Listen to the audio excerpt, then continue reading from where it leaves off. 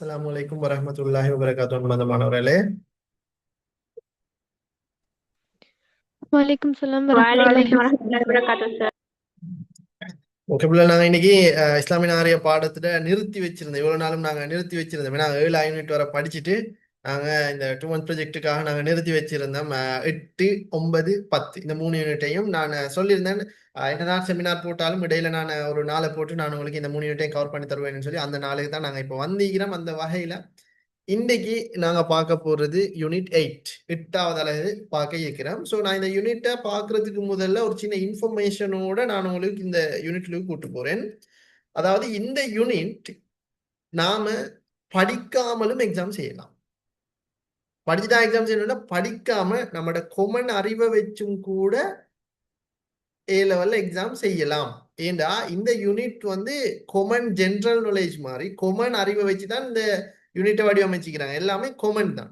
நாம பார்த்தது, நாம இதுவரைக்கும் பார்த்தது, இஸ்லாமிய அடிப்படையில நாங்க இதுவரைக்கும் பார்த்தது, கேட்டது, கொத்துபா கேட்டது, பார்த்தது, போன்ல பார்த்த இஸ்லாமிய இதுகள், அடுத்து இது எல்லாம் இஸ்லாம் சம்பந்தப்பட்ட எல்லாம் சேர்த்து வந்திருக்குது. ஸோ இதுக்கு நாங்க இந்த டியூட்டை படிக்கணும்னு அவசியம் இல்லை. படிக்காமலும் நமக்கு கொமனான ஒரு அறிவை வச்சு நமக்கு இதுல வர கேள்விகளுக்கு விட எழுதலாம். சரி, ஸோ அந்த அடிப்படையில் இந்த யூனிட் எப்படி கட்டமைக்கப்பட்டிருக்குதுன்னா, முஸ்லீம் சமூகத்துல தனி மனிதனும் குடும்பத்தினதும் பங்கு சம்பந்தமாக, அதாவது முஸ்லீம் சமூகத்துல குடும்பத்தினதும் தனிமனித பங்கு எப்படி இருக்குது அதை நாங்க பார்க்க போறோம். சமூக உருவாக்கத்துல பெண்கள் நீங்க அவங்களோட பங்களிப்பு என்னன்றது முக்கியமான விஷயங்கள் இருக்குது, ரைட்? அதே மாதிரி இலங்கையில் சக வாழ்வை கட்டியெழுப்புவதற்கான வழிமுறைகள் என்ன என்ற இந்த 3 பிரதான தலைப்புகள் அடிப்படையாக வச்சுதான் இந்த யூனிட்டை வந்து கட்டமைச்சுக்கிறாங்க. அந்த வகையில நாங்க இந்த யூனிட்டுக்கு நாங்க போவோம். ஒரு குறுகிய நேரம் ஈக்கிறதுன்றதால நாங்க டிரெக்டா பாடத்திற்கு போவோம். சரி, முதலாவது தனி மனிதன், குடும்பம், சமூகம் தொடர்பான இஸ்லாமிய வழிகாட்டல், இஸ்லாமிய கண்ணோட்டம். ரைட், சமூகவியல் என்று சொல்றது எல்லாம் இணைச்சது. ரைட், குடும்பம், மனிதன், சமூகம் இதெல்லாம் இணைச்சது தான் சமூகவியல். இப்ப இதுல போன முறை எக்ஸாமுக்கு வந்த கேள்வி என்னன்னு தெரியுமா? மனிதன் என்ன கேள்வி வந்த இதை பத்தி தான் ஒரு கேள்வி வந்துச்சு போன முறை பார்ட் 2. என்ன கேள்வி? மனிதன் சொல்ல முடியல. போன முறை எக்ஸாமுக்கு வந்த கேள்வி இந்த யூனிட்ல இருந்து இந்த மனிதன் பற்றிய நோக்கத்தான் கொஞ்சம் மயக்க நிலையில கேட்டிருந்தாங்க. என்ன கேள்வி வந்து இருந்துச்சு?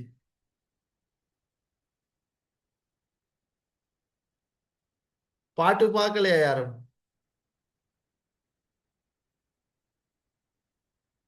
மனிதன் படைக்கப்பட்ட நோக்கம் பற்றி இஸ்லாமிய கருத்துக்களை தெளிவுபடுத்த சொல்லிச்சுன்னா ஒரு கேள்விகள் வந்து இருந்துச்சு. ஸோ அப்போ அதெல்லாம் இந்த யூனிட்ல இருந்து தான் எடுத்துக்கிறாங்க. ஃபர்ஸ்ட் யூனிட்ல சில சாராம்சங்கள் இருக்குது. ரைட், மனிதன் யார் என்று சொன்னால் மனிதன் பற்றிய என்ன கரு, மனிதனை எதுல இருந்து நல்லா படிச்ச மனிதனை? களிமண். நம்ம தலைக்கெல்லாம் களிமண் தானே இருக்கு. என்ன பிள்ளைகள்? களிமண்ட மூலச்சத்து. மூலச்சத்துகள். எஸ், களிமண்ணின் மூலச்சத்துல இருந்து தான் மனிதனை அல்லாஹ் வந்து படைச்சான். மனிதன் களிமண்ணாலண்டா அப்ப சைத்தான்கள், ஜின்கள், அதுவும் நெருப்புகள். ஒளியினா இல்ல இல்ல மலக்குகள் தான். மலக்குகள் தான் ஒளியில. சரியா போச்சு. மலக்குகள் ஒளியால. மலக்குகள் தான் சார் ஒளியால. ஜின்கள் மலக்குகள் தான் நெருப்பால. ஒளியால. அப்ப ஜின்கள் நெருப்பால. நெருப்பால. அப்ப நபிமார்கள் களிமண்ட மூலச்சத்துக்களால. ரசூல்மார்கள் அவங்களும் அப்படித்தானே சார்? முகமது நபி அவங்க மனிதர்கள் எல்லாமே தானே சார்? கிளியர் தானே? பாத்தீங்களா, நான் அப்படி கேட்க போய் சில பேர் அதுக்கும் டவுட். மனிதர்கள் களிமணி மூளைச்சத்துண்டா சில பேர் யோசிக்கிறான், அப்ப நபி அவங்க வேற ஏதாவது படைக்கப்பட்டிருக்கிறாங்களோன்னு சொல்லி டவுட் ஒன்று வருது. இப்படித்தான் ப்ரொஃபசர் இப்படித்தான் உங்களை வேற ஒண்ணுமே இல்லை. இப்படியே ஒரு சும்மா அப்படியே கொஞ்சம் சுத்தி வளைச்சு கேட்டு டவுட். மனிதன்னா உங்களுக்கு வந்துடும். அப்புறம் ரசூல்மார்கள் இதெல்லாம் வந்து மனிதர்கள் இல்லையா? பாத்தீங்கன்னா எத்தனை பேர் கொஞ்சம் டவுட் பண்றீங்க. சோ அது மாதிரிதான் ப்ரொஃபசர் உங்களை குழப்பி விட உண்டு, உங்களுக்கு விட தெரியும். ஆனா கேட்கிற கேள்விய மயக்கி கேட்டா குழம்புவீங்க தானே. பேப்பர் ஈஸி, எல்லாம் ஈஸி, ஆனா கொஞ்சம் மயக்கி எடுப்பாங்க, அவ்வளவுதான். அதை பார்த்துட்டு நாம கஷ்டம்னு சொல்றேன். சரி, ஓகே பிள்ளைகள், மனிதன் அல்லாஹ் களிமண்ணின் மூலச்சத்துல இருந்தா மனிதனை படைக்கிறான். சரிதானே? இஸ்லாமிய கண்ணோட்டத்துல மனிதன் வந்து ஆன்மா உடல் ரெண்டையும் கொண்டவனாக ஈக்கிறான். ரைட்? இப்ப இது வந்து உடல். இந்த உடலுக்கு அல்லாஹ் எது தந்ததால நான் இப்ப உங்களோட பேசுறேன்? ஆமா. உயிர். உயிர், அதாவது ஆன்மா இல்லாட்டி ரூஹ். உயிர். இதை அல்லாஹ் என்னைக்கு எடுக்கிறானோ நான் என்ன செஞ்சிருவேன்? அன்றைக்கு இயங்க மாட்டேன்.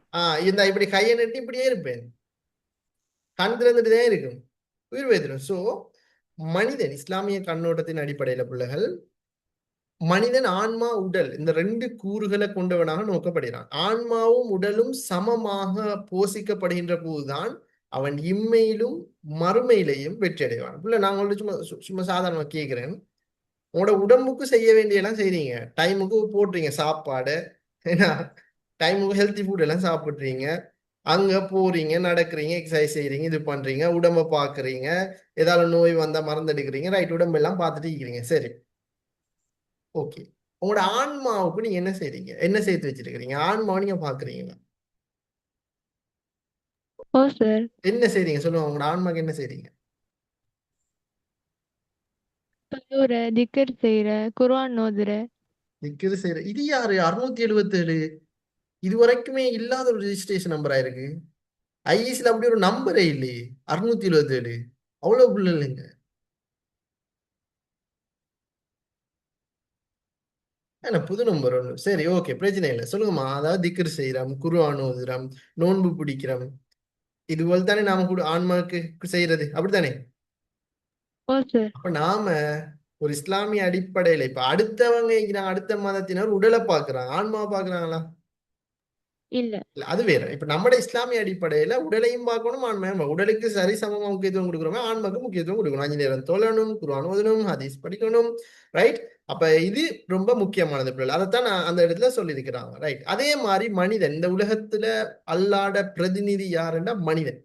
மனிதனை படைச்சு அல்லாஹ் இபாதத், இமாரத், கிலாஃபத் என்ற 3 பொறுப்புகளை கொடுத்தான்.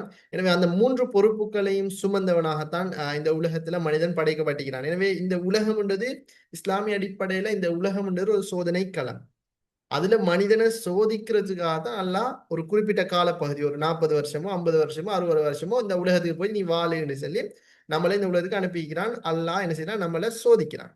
நாம நன்மை செஞ்சா மறுமையில நன்மை இருக்குது, தீமை செஞ்சா மறுமையில தண்டனைகள். தண்டனை அங்க இருக்குது. சரி, ரைட். எனவே இதுதான் இஸ்லாமிய அடிப்படையில மனிதன் பற்றிய நோக்குன்றதை நாங்க தெளிவாக விளங்கி வச்சுக்கொள்ளணும். ஒரு முஸ்லீம் சமூகத்தை பொறுத்த வரைக்கும் பிள்ளைகள், ஒரு தனி மனிதன் தன்னை இரட்சகனோட எப்படி நடந்து கொள்றான், ரைட்? தனி மனிதன் இரட்சகனோட, தனி மனிதன்னா ஒரு மனிதன் தன்னுடைய இரட்சகனோட எப்படி நடந்து கொள்றான். குறிப்பாக அல்லாஹ் அல்லாஹ் வந்து அனைத்து பௌதிக விலைகளுக்கும் எல்லாத்துக்குமே அல்லாஹ் தான் முதலாளி, ரைட்? அல்லாஹ் தான் அதிபதி, அல்லாஹ் தான் அருளாளன், அல்லாஹ் தான் எல்லாத்துக்கும், ரைட்? எனவே அந்த அல்லாவோட நாம தொடர்பு கொள்றேன்னா ஒரே ஒரு வழிதான் நீக்குது. என்ன வழி? தொழுகை. தொழுகை. தொழுகை, தொழுகை. இபாதத். மெயினா இபாதத். இபாதத்தின் ஊடாகத்தான் நாம யாரோட பேசுறோம்? அல்லாஹ் கிட்ட. அல்லாவோட பேசுறோம். உலகத்துல 2 நபிமார்களுக்கு அல்லாவை நேரடியா பார்த்து பேசுறதுக்கான சந்தர்ப்பம், வாய்ப்புகள் கிடைச்சிச்சு. யார் யார்? மூசா அலைஹிஸ்ஸலாமும் இஸ்லாமும் மூசா அலைஹிஸ்ஸலாம், ஈசா அலைஹிஸ்ஸலாமா? இல்ல. மூசா மூசா அலைஹிஸ்ஸலாம். மூசா அலைஹிஸ்ஸலாம் உண்டு. ஓகே, அடுத்தது யாரு? நபிகள் அவங்க. ஓகே, மூசா அலைஹிஸ்ஸலாம் ஒரு மலை, அதாவது ஒரு நபி. மூசா அலைஹிஸ்ஸலாம் நேரடியா பார்த்தாங்களா? இல்ல. இல்ல. இல்ல. ஒளிவா வந்ததும் மயங்கி விழுந்துட்டாங்க. ஒளியதான் பார்த்தாங்க. ஓ. அதே மாதிரி நபி அவங்க நேரடியா பார்த்தாங்களா? இல்ல. இறைக்கு பின்னால. பட் அந்த சந்தர்ப்பம் எங்க நபி அவங்க அல்லாஹ் மீட் பண்ண சந்தர்ப்பம்? எந்த சந்தர்ப்பம் அது? மிஹ்ராஜ் மிஹ்ராஜ் பயணத்தில். மிஹ்ராஜ் போன டைம். மிஹ்ராஜ் எல்லாம் கொஞ்சம் அந்த எல்லாம் ஃபியூஸ் போயிட்டேன் கொஞ்சம், நான் விட்டாரம் என்ன பிள்ளை. அப்ப ஆனா ஃபியூஸ் போனாலும் கொஞ்சம் கொஞ்சம் வந்துடும், அப்படித்தானே? நம்பிக்கை இருக்கு. ஏன்னா ஃபியூஸ் பெய்து தான், ஆனா ரிவைஸ் பண்ணிடலும். என்ன அனுஷ்ரா, அப்படிதானே? ஓ சார். விளங்குது.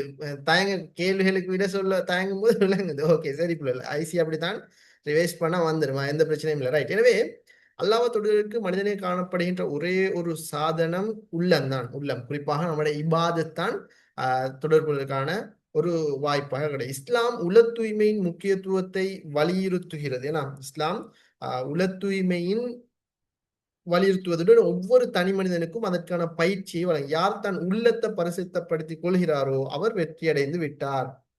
ரைட். எல்லாரும் முதலாவது அவங்களோட உள்ளத்தை பரிசுத்தப்படுத்தணும். ஏன்னா உள்ளத்துல வெற்றியில தான் மனிதன் வெற்றி ஈக்குது. உடல்ல நபி அவங்க சொன்னாங்க, உடல்ல ஒரு மாமிச துண்டு ஈக்குது.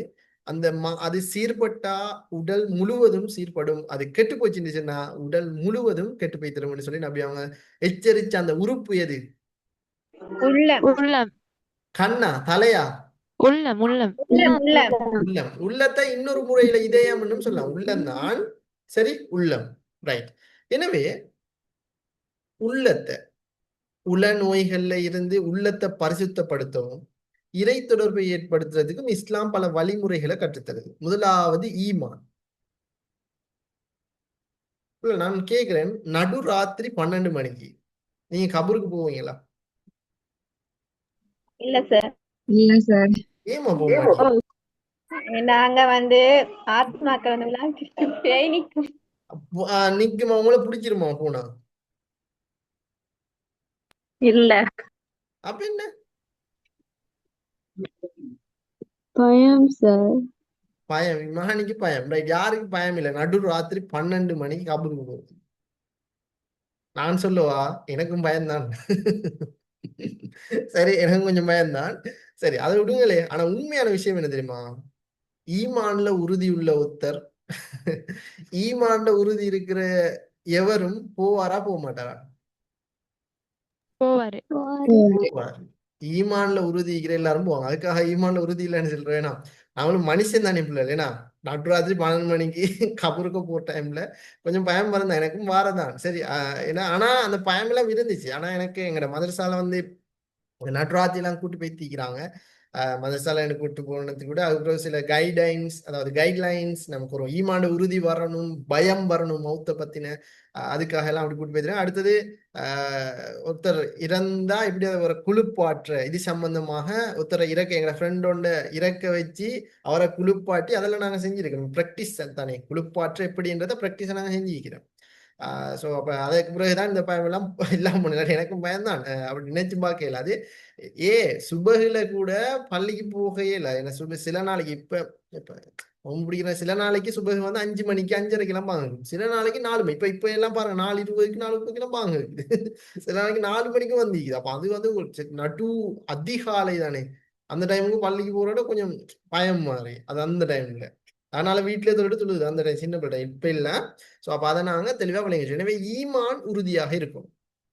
ரைட். ஈமான்ட உறுதி தானே. அதாவது உங்களுக்கு தெரியும், அதாவது ஒரு சஹாபா, குறிப்பாக அந்த ஒரு யுத்த நேரத்துல வந்து சஹாபாக்கள் தண்ணி தேவைப்படுது. அப்புறம் அந்த அவங்களோட ஈமான்ட உறுதி என்ன செய்யப்படுது, தண்ணி இல்லாம அவங்க இறந்த வரலாறுகள் சரி. ரைட். ஓகே, அதை நாங்க விளங்கி வச்சுக்கணும். குறிப்பாக ஈமான். அதே மாதிரி தௌபா. தௌபானா நாங்க துவா செய்யறது. துவா செய்யணும். ஏன்னா கட்டாயம் நாங்க துவா செய்யணும். அதே மாதிரி திக்ரு செய்யணும்.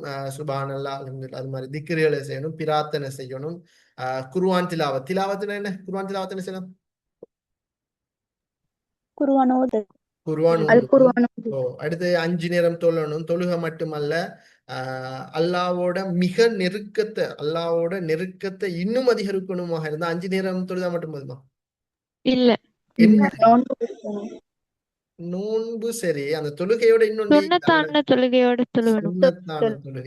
சுன்னத்தான தொழுகை சுன்னத்துக்களை தொழணும். என்ன பாப்போமே, சுன்னத்தை கொஞ்சம் கேட்டு பாப்போமே. லுஹருக்கு என்ன சுன்னத்? எத்தனை ரகாத்? முன்னுக்கும் பின்னுக்கு? முன்னுக்கு 4, பின்னுக்கு 2. அசருக்கு? முன்னுக்கு மட்டும் 2. பின்னுக்கு 4. இல்ல சார், அப்ப அஸ்ருக்கு முன்னுக்கு மட்டும் 2, மாரிபுக்கு? பின்னுக்கு மட்டும் 2. மாரிபு பின்னுக்கு 2, முன்னுக்கு இல்ல. இல்ல. முன்னுக்கு இல்ல மாறி போகும். இல்ல சார். இல்ல இல்ல மஹ்ரிபுக்கு இல்ல. இல்ல சார். இஷாக்கு, முன்னுக்கு இல்ல. இஷாக்கு முன்னுக்கு 2 பின்னுக்கு 2. எனக்கு 2. சுபஹுக்கு. முன்னுக்கு மட்டும் 2. சரி, ஓகே, நல்ல ரைட். சரி, எனவே அதை நீங்க தெளிவாக விளங்கி வச்சுக்கொள்ளணும். ரைட். நோன்பு, குறிப்பாக நோன்பு வந்து 30 நோன்பும் நாம பிடிக்கிறது கடமை. அதே மாதிரி தர்மம், ஏன்னா செல்வம் வந்தா என்ன செய்யணும்? கட்டாயம் நாங்க உண்மையிலே பிள்ளைகள் நமக்கு பணம் கூடணும் செல்வம் கூடணுமாக இருந்தா நாம் என்ன செய்யணும்? தர்மம் செய்யணும். தர்மம் செய்யணும். நமக்கு அதை விட டபுள் மடங்கு வரும். நாம் என்ன செய்யற? தர்மம் வந்தா அதை கொடுக்க விருப்பம் இல்லை. அப்ப என்ன செய்வாங்க? நல்லா சந்தை ஸ்பீட்ல பறிச்சு எடுத்துருவோம். ரைட். ஸோ அதனால தர்மங்கள் செய்யணும். அதுக்காக 100 ரூபாய் இருந்தா எவ்வளவு தர்மம்? 100 ரூபாய் தர்மம் செய்யறதா? நம்மள்ட்ட மொத்தமே 100 ரூபாய் தான் இருக்குது. எவ்வளவு தர்மம் செய்யணும் அந்த 100 ரூபால? 10 ரூபா 20 ரூபா. ஒரு 20 ரூபா. மூணுல ஒரு பகுதின்னா ஒரு 33 ரூபான்னு வச்சுக்கொள்வோம். அதுக்கப்புறம் நபி அவங்கள்ட்ட போய் கேட்டாங்க, சார், அதாவது மூணுல ஒரு பகுதி தான் தர்மம் செய்யணும். அதுக்கப்புறம் நபி அவங்க சொன்னாங்க அது கூட கூட தான். இப்போ 100 ரூபாய் இருந்தா ஒரு 20 ரூபா 10 ரூபா இதுபோல் தான் தரணும். ரைட். அப்ப அது போல நாங்க தெளிவாக விளங்கி வச்சுக்கொள்ளணும். ரைட். அதே மாதிரி ஹஜ். ஹஜ் வந்து எல்லாருக்கும் கடமையா? இல்ல. யாருக்கு? வசதி இல்ல. படைத்தவங்களுக்கு மட்டும் போயிடும். வசதியுடைய. வசதி படைச்சவங்களுக்கு ஹஜ் கடமை. சரி. அதே மாதிரி இஹ்லாஸ். இஹ்லாஸ் என்ன? மன தூய்மை. மன தூய்மை, அதாவது நம்முடைய தூய்மை. உள்ளம் தூய்மையாக இருக்கணும். எனவே இதுதான் இஸ்லாம் பல வழிகளை கற்றுத்தருதான். நம்மளோட உள்ளத்தை வந்து மோடிஃபை பண்றதுக்கு மோட்டிவேஷன் ப்ரோக்ராமோட இதுதான் தேவை. இதுகள் செஞ்சா உண்மை சிலோப்புல இருந்த சுபகு தொழுகை ஈக்குது. உள்ளம் சுத்தம், அதுக்கு உள்ளம் சுத்தமாகிற மாதிரி ஒன்றுக்கும் இல்லை. அந்த சுபகு தொழுகைக்கு பிறகு ஒரு அமைதி ஒன்று வரணும் பாருங்க. அந்த நாளையே நாங்க சுபகு தொழுகையில ஆரம்பிக்கணும். சுபகு தொழுவிட்டு நான் படிச்சு பாருங்க என்ன ஒரு இன்ட்ரெஸ்டா இருக்குது அப்படின்னு சொல்லி. ஸோ அதை நாங்க தெளிவாக இந்த இடத்துல விளங்கி வச்சுக்கொள்ள வேணும். ரைட். எனவே இதெல்லாம் உள்ளத்தை சுத்தப்படுத்துறதுக்காக. டிப்ரெஷன்ல நிறைய பேர் வந்து இருப்பீங்க, டிப்ரெஷன்ல இருப்பீங்க, படிப்பேரான் இருப்பீங்க, நிறைய பேர் ஃபெயிலியர்கள்ல இருப்பீங்களோ தெரியாது. ஏன்னா இந்த வயசு அப்படித்தானே, டீனேஜ் தானே. அதுவும் இல்லாம இப்ப ஸ்கூல் பிரிகிற கட்டம், ஸ்கூல்ல இருந்து லீவ் ஆகிற கட்டம், என்னென்னத்துல இருக்கிறீங்களோ தெரியாது. ஸோ அந்த மாதிரி டைம்ல வந்து டிப்ரெஷன், ஐயோ அதுல அதாவது பிரிகிற இந்த ஸ்கூல்ல இருந்து லீவ் ஆகி போறோமே என்ற கவலை ஒரு பக்கம், இன்னொரு பக்கம் எக்ஸாமுக்கு படிக்கணுமே என்ற ஒரு கட்டம். ஸோ அப்ப இதுல எதுக்கு கூட நீங்க முக்கியத்துவம் கொடுக்குறீங்களோ அதுதான் உங்களோட ஃபியூச்சருக்கு வரும். அப்படின்னு சொன்னா பிரியறமேன்றத நீங்க கூட நினைச்சு இந்த இப்ப வரப்போறேன் இன்னும் 30-35 நாள் எக்ஸாம் கேக்குது. ஸோ பிரிஞ்சிட்டோமேன்னு நீங்க நினைச்சிட்டு இருந்தீங்கன்னா அதுதான் உங்களுக்கு உயர்தர பரீட்சைக்கு வரும். எப்படி பிரிஞ்சீங்கன்னு சொல்லி. ரைட். அதை விட்டு போட்டுட்டு எக்ஸாமுக்கும் 10 யூனிட் டைம் படிச்சீங்கன்னா அதுதான் உங்களோட உயர்தர பரீட்சைக்கு வரும். சரி. பேப்பர் எப்படி வரணும்ன்றது உங்களோட கையில தான் இருக்குது. எப்படி பிரிஞ்சீங்கன்னதா இல்லாட்டி 10 யூனிட்டுமா? எப்படி கேள்வி வரணும்? எப்படி பிரிஞ்சீங்கன்னதா? இல்ல சார். ஓகே. எது எப்படி இருந்தாலும் ஹுதைபியா உடன்படிக்கையிற நியதி மாறி இரு சாராரும் 10 வருடங்களுக்கு போர் புரிவதில்லை என்ற மாதிரி கொஞ்ச நாளைக்கு என்ன நடந்தாலும் சரி, நான் உங்களுக்கு தடை ஒன்றும் ஏற்படுத்ததில்ல. கொஞ்ச நாளைக்கு அதெல்லாம் நிறுத்தி வைங்க. அதெல்லாம் நீங்க யூனிவர்சிட்டி வந்ததுக்கு பிறகு வேண்டியே செய்யலாம். சரி. அப்படி இல்லை நல்ல பிள்ளைகள் தான் எல்லாரும். பட் இருந்தாலும் அந்த வயசு ஒண்டிக்கு தானே, டீனேஜ் வயசு வந்து அப்படிதான், வயசுக்குள்ளார் வந்து அடிமைப்படுத்தும். ஸோ அப்படி இருந்துன்னு சொன்னா இரு சாராரும் 10 வருடத்துக்கு போர் நிறுத்தம் என்ற மாதிரி கொஞ்சம் போர் நிறுத்தங்களை செஞ்சு வச்சுக்கொள்ளுங்க இந்த 30-35 நாளைக்கு. அதுக்கு பிறகு யூனிவர்சிட்டி வந்ததுக்கு பிறகு வாங்க நாங்களே சேர்த்து வச்சிடும். சரிதானே? ரைட். ஓகே. அதனால இப்போதைக்கு படிச்சு நல்ல ரிசர்ச் ஒன்று எடுத்து காட்டுங்க. அதுக்கப்புறம் எல்லாம் தானா ஒட்டோவா உங்களை தேடி வரும். சரி, ஓகே. அது மிக முக்கியமானது. எனவே பிள்ளைகள் குறிப்பா உள்ளத்தை தூய்மைப்படுத்துறதுக்கான வழிகள் தான் இது. உள்ளத்தை தூய்மைப்படுத்துறதுக்கான வழிகளா இருக்குது. அப்ப இதை நாங்க தெளிவா விளங்கி வச்சுக்கோம். எக்ஸாம்ல கேட்டு வரும். உள்ளத்தை இஸ்லாமிய அடிப்படையில ஒரு மனிதன் உள்ளத்தை தூய்மைப்படுத்துறதுக்காக இஸ்லாம் கற்றுத்தரும் வழிமுறைகள் 4 குறிப்பிடுகிற இந்த ஈனையே இதுல 2, 4, 5, 10 இது 10ல ஒரு 4 தெரிஞ்சுக்கணும். அடுத்தது ஈனை எனக்கு இன்னொரு உங்களுக்கு கட்டாயம் சொல்லித்தர வேணும். இதற்கு முதல்ல எனக்கு இந்த டைம்ல ஞாபகம் வருது, நான் உங்களுக்கு சொல்லித்தரேன். இதற்கு முதல்ல எப்படி தெரியுமா? துணை சட்ட மூலாதாரங்களை பட்டியற்படுத்துக என்னொன்று வந்து இன்னொரு கேள்வி ஒன்று A-level எக்ஸாமுக்கு வந்துருந்துச்சு. அப்ப 4 மார்க்ஸ் தானே. அப்ப எல்லாரும் வெளியிட்டு வந்தா 4. அப்ப 4 போட்டா 4. சரி. அப்ப ஸ்கீம்ல கொடுக்குறாங்க எப்படின்னு சொன்னா 8 எழுதி இருந்தா 4 புள்ளி கொடுங்க, 4 எழுதி இருந்தா 2. சரி. சோ இதே மாதிரி இந்த இடத்துல கேட்டு வரும். அதாவது உள்ளத்தை பரிசுத்தப்படுத்துவதற்காக இஸ்லாம் கற்றுத்தரும் வழிமுறைகளை பட்டியல்படுத்துக என்றா நீங்க எத்தனையை கொடுப்பீங்க? 8 எட்டே கொடுங்க. ஏண்டா இதெல்லாம் வந்து படிக்கணும் அப்படி இல்லை. அந்த பாருங்க, நான் இப்ப எனக்கு மறந்துட்டுன்னு வச்சுக்கோ, நான் இந்த மண்டையை வச்சு நான் சொல்றேன். இஹ்லாஸ்ன்னு நாங்க பார்த்தோம், தொழுகைன்னு பார்த்தோம், இபாதத்துன்னு பார்த்தோம், ஹஜ்ஜுன்னு பார்த்தோம், தர்மம்னு பார்த்தோம். இந்த இப்படி ஒட்டுவா வருதா இல்லையா? இதுக்கு நாங்க அதைத்தான் பார்க்கணும். ரைட். ஸோ அப்ப அதை நாங்க கொமனான அறிவாக நாங்க எடுத்துட்டா சரி. எனவே இது மிக முக்கியமானது.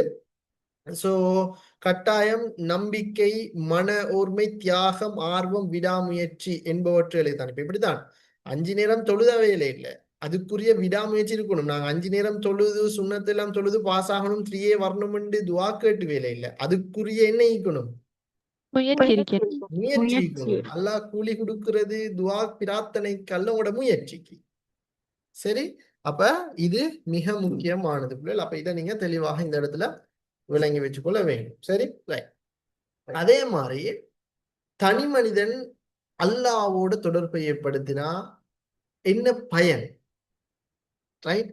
அதுக்காக இந்த டைம்ல எனக்கு ஞாபகம் வர, அதாவது குர்ஆன் ஓதினா என்ன நன்மை கிடைக்கும் கேட்டதுக்கு போன முறை, இப்ப இல்ல 2023 ஒரு சொன்னா சார் சொர்க்கம் கிடைக்கும், நன்மை கிடைக்கும் அப்படின்ற மாதிரி. ரைட். அதான் அந்த செமினார் டைம்ல சொன்னது. ஆனா இந்த யூனிட்டை பேஸ் பண்ணி தான் சொன்னேன். ரைட். சரிதான் பதில். ஆனா கொஞ்சம் விலக்கி எழுதணுமா இந்த இது. அதாவது தனி மனிதன் அல்லாவோட தொடர்பை ஏற்படுத்திக் கொள்றதால நிறைய பயன்கள் இருக்குதுன்னா, அதாவது உள்ளம் பயன் பெறுது, நம்மளோட உள்ளம் வந்து பயனடையுது, உள்ளத்துல நம்பிக்கை ஒன்று வருது, நல்ல கான்ஃபிடென்ட் ஒன்று வருது, அதை செய்யலாம் என்ற ஒரு கான்ஃபிடென்ட், பொறுமையும் மன ஆறுதலும் கிடைக்குது, ஒரு ரிலாக்ஸ் ஒன்று கிடைக்குது, துணிவு, தைரியம், மனசோர்வு எல்லாம் நீங்கி போகுது. அவங்களோட இந்த ஏஜ்ல நிறைய மனசோர்வுகள் இருக்கும்னு நினைக்கிறேன். நிறைய அனுபவங்கள் எனக்கு ஈக்குது, நேரடியாகவும் கண்டிக்கிறேன். ஸோ அப்ப அதுகள் எல்லாம் நீங்கும். அல்லாவோட தொடர்பை ஏற்படுத்துங்க. அடுத்தது நன்மை செய்வதில் ஆர்வம் ஏற்படுறது, பாவங்கள் செய்வதில் வெறுப்பு ஏற்படும், உறவுகள் சீராக்கப்படுது, நீதி நேர்மையோட செயற்பட தோன்றுது, மறுமை வெற்றிக்கு காரணமாக இருக்கிறது. எனவே மனிதன் அல்லாவோட தொடர்பை ஏற்படுத்தி கொள்றதுக்கான பயன்கள் 4 குறிப்பிடுகிறா. இதை படிக்கணுமா சொல்லுங்க, சும்மா சொல்லிக்க மாட்டேன். இல்ல சார். இல்ல. சொல்லல தானே சும்மா அந்த அது மாதிரிதான். சரி, ரைட். எனவே இஸ்லாம் சில வணக்கங்களை ஒவ்வொரு தனிநபர் மீதும் ஃபர்லு ஐன் என்ற விதத்துல கடமையாக்கி. அப்படி ஃபர்லு ஐனான கடமைகள் என்ன சொல்லுவோம்? ஃபர்லு ஐன் எது இஸ்லாமத்துல? நமக்கு இல்ல, நாம தொழுகை, நோன்பு, நோன்பு, ஜகாத், ஜகாத், இதெல்லாம் ஃபர்லு ஐன். ஃபர்லு கிஃபாயான அது என்ன? இதெல்லாம் ஹஜ், ஜனாஸா தொழுகை, ஜனாஸா தொழுகை, அதெல்லாம் சொல்லுங்க. பிரயாண தொழுகை. பிரயாணத்துறை. ஓ எஸ். எனவே இது வந்து நாங்க இவ்வளவு நேரம் பார்த்தது எப்படின்னா, ஒரு தனி மனிதன் தந்த இறைச்சகனோடு எப்படி நடந்து கொள்ளணும், அதுக்கான வழிகாட்டல் என்னன்னு நாங்க பார்த்துருக்கோம். ரைட். அதன் தொடர்ச்சியாக ஒரு தனி மனிதன் தன்னை நஃப்ஸோட எப்படி நடந்து கொள்ளணும். ரைட். அதுக்கு முதலாவது உடல். மனிதனுக்கு வந்து பிள்ளைகள் உடலியல் தேவைகள் ஈக்குது. ரைட். இப்ப இப்படித்தான் பிள்ளைகள், எனக்கும் இவ்வளவு ஒரு 3 hour 4 hour கத்தி எனக்கும் படிச்சு தான் நானும் டயர்ட் ஆயிடுவேன். அதை கேட்டுனே தான் நீங்களும் டயர்ட் ஆயிடுவீங்க. அப்ப அந்த டயர்டை கொஞ்சம் உற்சாகப்படுத்தணும்னா என்ன செஞ்சாலும் எனர்ஜி ட்ரிங்க் கொண்டு குடிக்கும். ட்ரிங்க் ஒன்று குடிக்கணும், சாப்பாடு ஒன்று சாப்பிடணும். என்ன ரைட்? என்ன சரி, ட்ரிங்க் குடிக்கணும். ரைட். ரைட். ஓகே. தென் ஒரு சாப்பாடு உண்டோ இல்லாட்டி ஒரு ட்ரிங்க் கொண்டோ குடிச்சா சரி. ரைட். ஸோ அப்போ அது மிக முக்கியமானது. அப்போ அதுதானே உடலை இது பண்றது. எனவே உடல் வந்து தனி மனிதன் தன்னை நஃப்ஸோட இருக்கிற வழிகாட்டல மனிதன் உடலை வந்து சிறப்பாக வச்சு கொள்ளணும். உணவு, நல்ல உடல் வலிமை, தூய்மை, இதுகளுக்கு அது முக்கியமானது. ரைட். எனவே உடலியல் தேவைகளுக்கு உணவு பிரதானமான ஒன்று. அதுக்காக உடலுக்கு தீங்கு விளைவிக்கக்கூடிய எல்லாத்தையும் கொண்டு போய் இந்த அனைத்துண்ணி மாதிரி எல்லாம் சாப்பிடல. ஹராம் செய்யப்பட்ட ஒன்று இருக்குது. என்ன? மதுபானம். சாப்பாட்டுல எது சாப்பிடல நமக்கு ஹராம்? பன்னிறைச்சி, நாய் இறைச்சி, வேற பூனை இறைச்சி ஒன்னும் சாப்பிடலாம். ஓ அது ஒன்று மேல. அது நம்ம மயில் இறைச்சி, அதே பின்னேறு சார். இப்படிதான் சாப்பிட்டு வேட்டையாடி உணவு உண்ற எந்த ஒரு பிராணியையும் சாப்பிடலாம். அப்ப நீங்க ஏன்னா மயில் டிரெக்டா அது ஹராம்னு வரல. அப்ப நமக்கு அந்த கியாஸ் அடிப்படையில பார்க்கலாம், ஒப்பிட்டு பார்க்கலாம். நான் சொன்னேன் வேட்டையாடி சாப்பிடுற பிராணிகளை உண்ணலாம். எனவே மயில் வேட்டையாடியா உண்ணுது ஒரு கேள்வி எழுப்பி நீங்க முடிவெடுத்துக் கொள்ளுங்க. சிறப்பா நமக்கு சந்தேகம்னா சாப்பிட தேவையில்லை. அப்படி மயில் இறைச்சில என்ன பிள்ளைகள் அப்படி இருக்குது? இப்ப எனக்கு சரி சொல்லுவா, எனக்கு வந்தி இது நாங்க எங்களோட ஃப்ரெண்ட்ஸ் லீக்கிற டைம்ல நான் ஒரு சில ஏரியால போய் தங்குற டைம்ல இன்னைக்கு மயில் ஒன்று சுட்ட மகன் சாப்பிடுங்க. இப்ப சாப்பிடவே இல்லை, எனக்கு ஒருமா இப்ப இப்ப அதாவது சந்தேகத்துக்குரியது தானே, சாப்பிட முடியும் என்ற ஒரு கருத்து மீது முடியான்ற ஒரு கருத்து மீது. அப்ப அந்த டைமுக்கு நமக்கு இது பண்ணலாம். சில இடங்கள் இப்ப நபி அவங்க உடும்பிறைச்சி சாப்பிடல, ஆனா சாப்பிட சொல்லி அனுமதி கொடுத்துக்கிறான், அது வேற. இப்ப அதுக்காக நமக்கு உடம்பு சாப்பிடலாம் பிரச்சனை, சில பேருக்கு அது ஒத்து வாரல, அது மாறி. அதே மாதிரிதான் மயிலும் ரைட், நிறைய பேர் சாப்பிடுறாங்க, இன்னும் சில பேர் சாப்பிடாமலும் நீக்கிறாங்க. ஸோ உங்களுக்கு எது வசதி, அதாவது நீங்க யோசிச்சு பாருங்க, வேட்டையாடியா அதாவது மயில் வேட்டையாடியா உண்ணுது. இப்படி வேட்டையாடி உண்ணுமாக இருந்தா அது ஹராம். வேட்டையாடலைன்னா சும்மா அதுக்கு அதுக்கு அதை தேடி சாப்பாடு வருதுன்னு சொன்னா ஹலால். ரைட், அப்ப அதை நீங்க பார்த்து கொள்ளுங்க. மயில் பாம்பெல்லாம் தின்னு தானே, அப்ப நமக்கு தின்ன இயலாது. மயில் பாம்பு தின்னுதுண்டா கோழி பாம்பு தின்னு இல்லையா? அதானே சார், கோழி இருந்துச்சு. கோழி தின்னுதான். ஆனா அது தேடி தானே போய் கொத்தி தானே தின்னுது, அது வேட்டையாடி தான் தின்னு இப்படி மயில். அதை தேடி கண்டுபிடிச்சுதான் போய் தின்னுது. சரி, ஓகே, சரி பிள்ளை. எனவே அது முக்கியம். எனவே ஆரோக்கியமான வழிமுறைகள் ஈக்குது. சில உணவுகளை சாப்பிடும் போது பிள்ளை ஆரோக்கியமான வழிமுறைகள் ஈக்குது. ரைட், பசி வந்தா பத்தும் பறக்கும்ன்ற மாதிரி போன உடனே அப்படியே சகனுக்க விழுந்து அப்படியே கும்பகர்ணன் ஃபெமிலி மாதிரி என்ன செஞ்சிருது, பிஸ்மிலும் இல்ல ஒன்றும் இல்ல, போற போக்கு சைத்தானையும் கூட்டிட்டு போய் என்ன செய்யற, அவனுக்கும் சேர்த்து சாப்பாடு கொடுக்குற. முதலாவது சாப்பாடு எல்லாத்தையும் பொறுமை வேணும், சபூர். ரைட், சபூர்.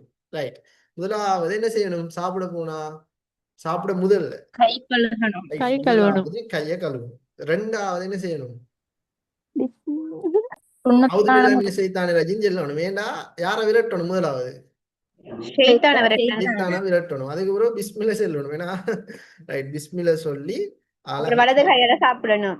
வலது கையால சாப்பிடணும். ரைட், அதே மாதிரி ஒரு 6 பேர் இருக்கு சான்ல, 6 பேருக்கு தான் சாப்பாடு இருக்கும். 6 பேருக்கு முதல்ல முண்டி அடிச்சு நாம சாப்பிடுதா? எனக்கு நடந்த அனுபவம் ஒண்ணு சொல்றேன். என்னன்னா, வீட்டுல செல்ல பிள்ளைகள் தானே, அதனால வீட்டுல நல்லா சாப்பிட்டு பழகிட்டு மதரசா போனாங்க, காலேஜுக்கு போனாங்க, தனியா சாப்பிடல. அங்க சகன் தான் 6 பேர் சாப்பிட்டு, அடுத்து அங்க சாப்பாடு திரும்ப தர மாட்டாங்க. ஒரு முறை சகன்ல கொஞ்சம் தான் வரும். அப்ப அதைத்தான் மேனேஜ் பண்ணி எல்லாம் சாப்பிடணும். அப்ப நாங்க போன ஜூனியர் பெஸ்ட் இயர், எனக்கு நல்ல பசி பிள்ளைகள் போனா எடுத்து ஃபுல் 6 பேர் தானே. அப்ப அவங்க கொஞ்சம் கொஞ்சமா குறைச்சு சாப்பிடுறாங்க. நானே நெஞ்சம் பிடிச்ச எல்லாம் சாப்பிட்டேன். 7 மணி வரைக்கும் எல்லாம் சாப்பிட்டேன். சாப்பிட்டு அது சாப்பிட்டுட்டு எல்லாரும் என்ன தம்பாக்குறாங்க. அடுத்து அவங்களுக்கு ஒண்ணு சொல்லிக்கவும் இல்லை, ஜூனியர் தானே, ஃப்ரெஷர்ஸ் தானே, புது ஆக்கள் தானே, ஒண்ணு சொல்லிக்கவும் இல்லை. அதுக்கப்புறம் எனக்கு இப்படி ஒண்ணு தெரியா, திரும்ப சாப்பாடு தரமாட்டாங்கன்றதும் தெரியா. அடுத்தது கொஞ்சம் நடுநிலையா தான் சாப்பிடணும்ன்றதும் தெரியா. அவன் நான் சிறுசு தானே, போனோன்னு எல்லாம் அடிச்சு சாப்பிட்டுதான். அதுக்கப்புறம் கொஞ்ச நாள் போக போகத்தான் புரிஞ்சிச்சு, அடடா நம்ம இவ்வளவு நாள் தின்னது அவங்களோட சாப்பாடு ஏன்னா கொஞ்சம் கொஞ்சம் தான் வரும், கொஞ்சம் திரும்ப தரமாட்டாங்க சாப்பாடு, ஓரளவு தான் நீக்கும். அப்ப அதுல நாம கொஞ்சம் கொஞ்சம் இருந்து மெல்ல மெல்ல சாப்பிடணும். ஆனா நான் போன உடனே வீட்டுல பழையனவன் போய் அடிச்சுதான் எல்லாத்தையும். ரைட், ஸோ அப்ப அதனால அது நல்ல முறையா? சாப்பாட்டுல என்ன செய்யணும், நடுநிலை பேணணும். அடுத்தது கூட்டாக இருந்து மகிழ்ச்சியாக அழகா இருந்து சாப்பிடணும். இதான் முறப்புகள். எனவே இது மிக முக்கியமான. அதே மாதிரி உடல் வலிமை இஸ்லாத்துல வலியுறுத்தப்படுகின்ற ஒன்று. ரைட், உடல் வலிமை மிக்க மோமீன் பலவீனமான ஒரு பூமியின் பலமான மோமீனை விட சிறந்தவன் ஆவான். அப்படியா? இல்ல அப்படியே கேட்டுட்டு இருக்கிறதா, எப்படி வரும்? பலமான மூமின் பலவீனமான பலமான மோமின் பலவீனமான மோமினை விட சிறந்தவன். அது உடல் வலிமையை மட்டுமா சொல்றது? உடல் ரெண்டையும் சேர்த்து தான் சொல்றேன். இப்ப உடல் நல்ல ஃபிட்டா இருக்குமா தான் உள்ளமும் ஃபிட்டா தான் இருக்கும். ரைட், சோ அப்ப இப்படிதான் சாப்பிட்டுட்டு கும்பகர்ணன் ஃபேமிலி மாதிரி இருக்கப்பட. நான் எல்லாம் கொஞ்ச நாள் அப்படிதான் இருந்தேன். சரி, அதுக்கு பிறகு எல்லாம் சரி ஆயிட்டு. ரைட். எல்லாம் ஜிம்முகளுக்கு போகணும், அவதான் நான் அதெல்லாம் செஞ்செடுக்கலாம். ரைட், ஓகே பிள்ளை. எனவே உடல் வலிமை மிக்க மோமின் பலவீனமான மோமினை விட அல்லாவுக்கு மிகவும் சிறந்தவன் ஆவான். ஒரு முறை உமர் அலி அவங்களோட காலத்துல ஒரு சம்பவம் நடக்குது. என்னன்னா, ஒருத்தர் வாராரு, நடக்கலாம், இப்படி இப்படி இப்படி இப்படிதான் வராரு, நடக்கல, அதே வயிறு கூடி இப்படிதான் நீங்கிது வர நடக்கல. அவரு உமர் அலி அவங்க அவரை பிடிச்சிட்டு அவரை போனவரை நிறுத்தி வகுத்தை இப்படி பிடிச்சிட்டு, என்ன இது, ஏன் நீங்க இப்படி சாப்பிடுறீங்க, நடுநிலை பேன் இல்லையான்னு சொல்லி அதுக்கப்புறம் அவரை வந்து இது பண்ண சொன்னாரு, கொஞ்சம் சாப்பாட்டை குறைச்சி கொள்ளுங்க, உங்களுக்கு டயர்ட் ஆயிருவீங்க நீங்க அப்படின்னு சொல்லி. ரைட். எனவே உடல் வலிமை பேணுவதற்காக இஸ்லாம் பல வழிமுறைகளை காட்டி தருது. முதலாவது எக்ஸசைஸ், ஜிம். ஆண்களுக்கு மட்டுமல்ல ஜிம் கடமை, யாருக்கு கடமை? பெண்களுக்கும். பெண்களுக்கு. பெண்களுக்கும். யூனிவர்சிட்டி வந்தீங்கன்னா உங்களுக்கு ஜிம் இருக்குது. ரைட். கேர்ள்ஸுக்கும் ஜிம் இருக்குது, பாய்ஸுக்கும் வேற ஜிம் இருக்குது, கராத்தே இருக்குது, ரைட், கபடி இருக்குது, வாலிபால் இருக்குது, கிரிக்கெட் இருக்குது. எல்லாத்துக்கும் கேர்ள்ஸுக்கு இருக்குது. ரைட். நம்மட பிள்ளைகள் பொதுவாக வாரது குறைவு, ஆனா நம்மட பிள்ளைகள் போறாங்க. இப்ப எங்கட பெஸ்ட் பிள்ளைகள் வந்து கராத்தைக்கு வந்திருந்தாங்க, கராத்தைக்கு வராங்க, ஜிம்முக்கு போறாங்க. ரைட். அவங்களுக்குள்ள அவங்களோட பேசாங்க அடிச்சு வச்சிருவாங்கன்னு சொல்லி. ரைட். அப்படியும் இருக்குது. ஸோ அதெல்லாம் இது இல்லை, அதெல்லாம் ஒரு தற்காப்பு தானே பிள்ளைகள். ஏன்னா கட்டாயம் அதுகள் தெரிஞ்சுக்கணும். ரைட். ஜிம்முகளுக்கு போகணும், உடல் வலிமை நாம தான் பார்த்துக்கொள்ளணும். சரி, நம்மட உடம்ப நாம தான் பார்க்கணும், இன்னொருத்தர் வந்து பார்க்க போறது இல்லை. ரைட். அதே மாதிரி முறையான தூக்கம். ரைட். அப்ப இந்த சீசன்ல வந்து பொதுவா நீங்க வந்து தூங்குற டைமை பார்த்தா எப்படியுமே கொஞ்சம் குறைவானதா தான் நீக்கும். ஏன்னா நான் நினைக்கிறேன் எப்படியும் நீங்க ஒரு 12 மணிக்கு தூங்கி திரும்ப எகைன் 4 மணிக்கு எழும்புறீங்க. அப்ப எத்தனை hour தூக்கம்? 4. 4 மணி. ஆனா அதே டெய்லி சில 30 நாளும் கொஞ்சம் இதுதான். ஒரு 11 மணிக்கு தூங்கிட்டா நல்ல பிள்ளைகள். 11 மணிக்கு முதல் தூங்குற 12 மணிக்கு முதல் தூங்குற ஒவ்வொரு மணித்தியாலமும் 2 மணித்தியாலம் தூங்கினதுக்கு சமன். நீங்க 11 மணிக்கு தூங்கினீங்கன்னா 11ல இருந்து 12 மணி ஒரு அவர் தான், ஆனா அது 2 மணித்தியாலம் தூங்கினதே சமன். ஸோ 12 மணிக்கு முதல்ல தூங்குற ஒவ்வொரு அவரும் டபுள் மடங்காக பார்க்கப்படும்.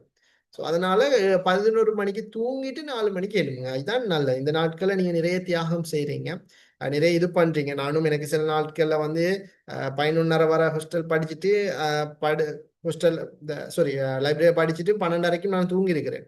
ஆனா நான் எப்பவுமே எழும்புற டைம்ல லேட் ஆகி இல்லை. எழும்புற டைம் ஒன் டைம் தான், 4 மணி தான்.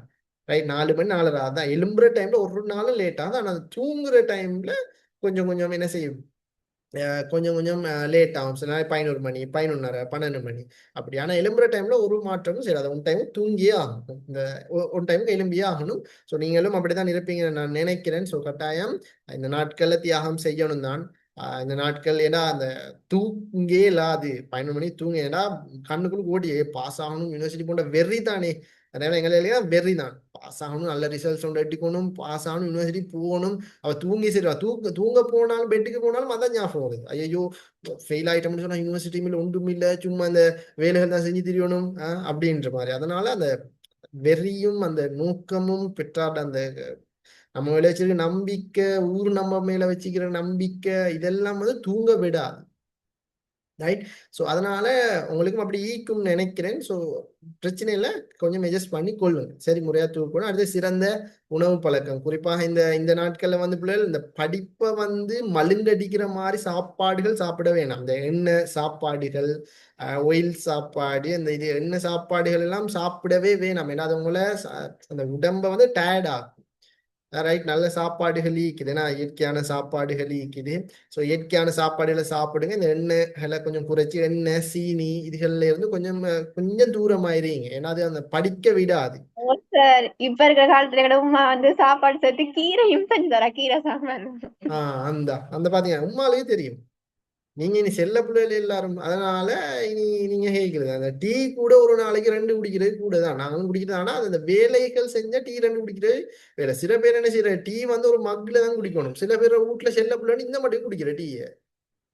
ரைட். அப்படி அவ்வளவு குடிக்கிறேன் இல்ல, ஒரு கப் தந்திருக்காங்க, அதுல நான் குடிக்கிறேன், எப்ப அந்த கப்ல தான் குடிக்கிறேன். அளவு அடுத்தது என்னன்னா, அந்த எவ்வளவு டீ குடிக்கிறாய், எவ்வளவு சீனி அதுக்கு நாங்க போட்டு குடிக்கிறோம். ஸோ அதெல்லாம் இது இந்த பாரு, ஆயுள் கூடின நாடு உலகத்துல வந்து ஜப்பான் தான்.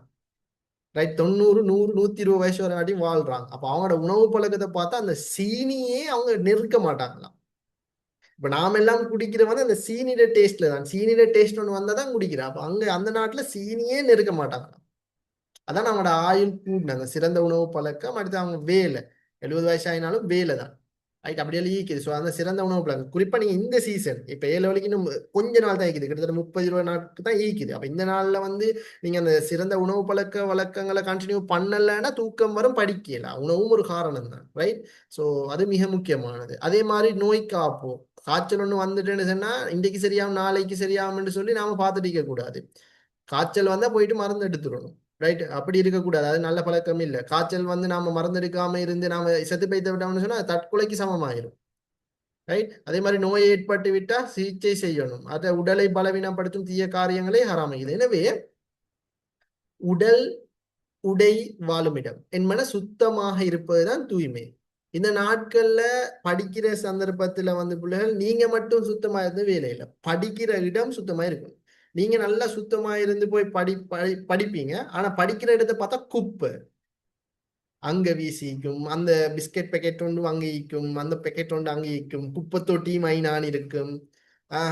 அப்ப எல்லாமே ஐநதான் நீக்கும், அழுக்கெல்லாம் ஐநதான் நீக்கும். சில பேர் ரூமுகளை பார்த்தா சரி அல்லாட காவல் அவுது பில்லாமின செய்தானே ரஜின்னு சொல்லிதான் அந்த ரூமுக்கே போகணும். நான் ஈனையுமே இப்ப இந்த 40 மேற்பட்டு வர ஈனை ஈக்கிறீங்க. ஸோ அவங்களோட ரூம்களும் அப்படியே தெரியும். முதலாவது என்ன செய்யணும், அந்த ரூமை இல்ல கூட்டும். சார். ரைட், இல்ல சார், முதலாவது எனக்கு அப்படி தான் படிப்பே வர. அந்த சிரிக்கிற கமெண்ட்ஸ் எல்லாம் வருது தெரியும். முதலாவது அந்த ரூமை வந்து கிளீன் பண்ணுங்க. அது குறிப்பாக அல்லாஹ் நமக்கு வந்து அந்த இமாரத் பணி ஒன்று தந்துக்கிறாங்க, வளப்படு பூமியை வளப்படு. அது மாதிரி அந்த ரூம்களையும் முதலாவது வளப்படுத்துங்க. ரூம்ல இருக்கிற அந்த கிளீனா வச்சு கொடுங்க ரூம். அப்பதான் படிக்க. இப்ப எங்களுக்கு எனக்கு வந்து இந்த ரூம் கிளீனா இல்லையா, படிக்கிற மேசை கிளீனா இல்லையா, ஒரு சின்ன ஊத்து இருந்தாலும் எனக்கு படிப்பு வராண்டு மைண்டுக்கு இது. ஸோ அதனால கிளீன் பண்ணிட்டு தான் படிக்கிறேன். அது மாதிரி தான் நீங்களும் முதலாவது ரூமை கிளீன் பண்ணிட்டு அந்த இருக்கிற இடத்தை படிக்கிற இடத்தை சுத்தமா வைங்க. முதலாவது ஒட்டுங்க, பிஸ்மில்லாஹிர் ரஹ்மானிர் ரஹீம் அவுது பில்லாஹி மினஷ் ஷைத்தானிர் ரஜீம் ஆயத்துல் குர்சியில ஒட்டுங்க தொழுகிற அதாவது படிக்கிற இடத்துல. அப்பதான் படிப்பு வரும். குர்ஆனை எப்பவும் பக்கத்துல வச்சுக்கொள்ளுங்க, அப்பதான் படிப்பு வரும்.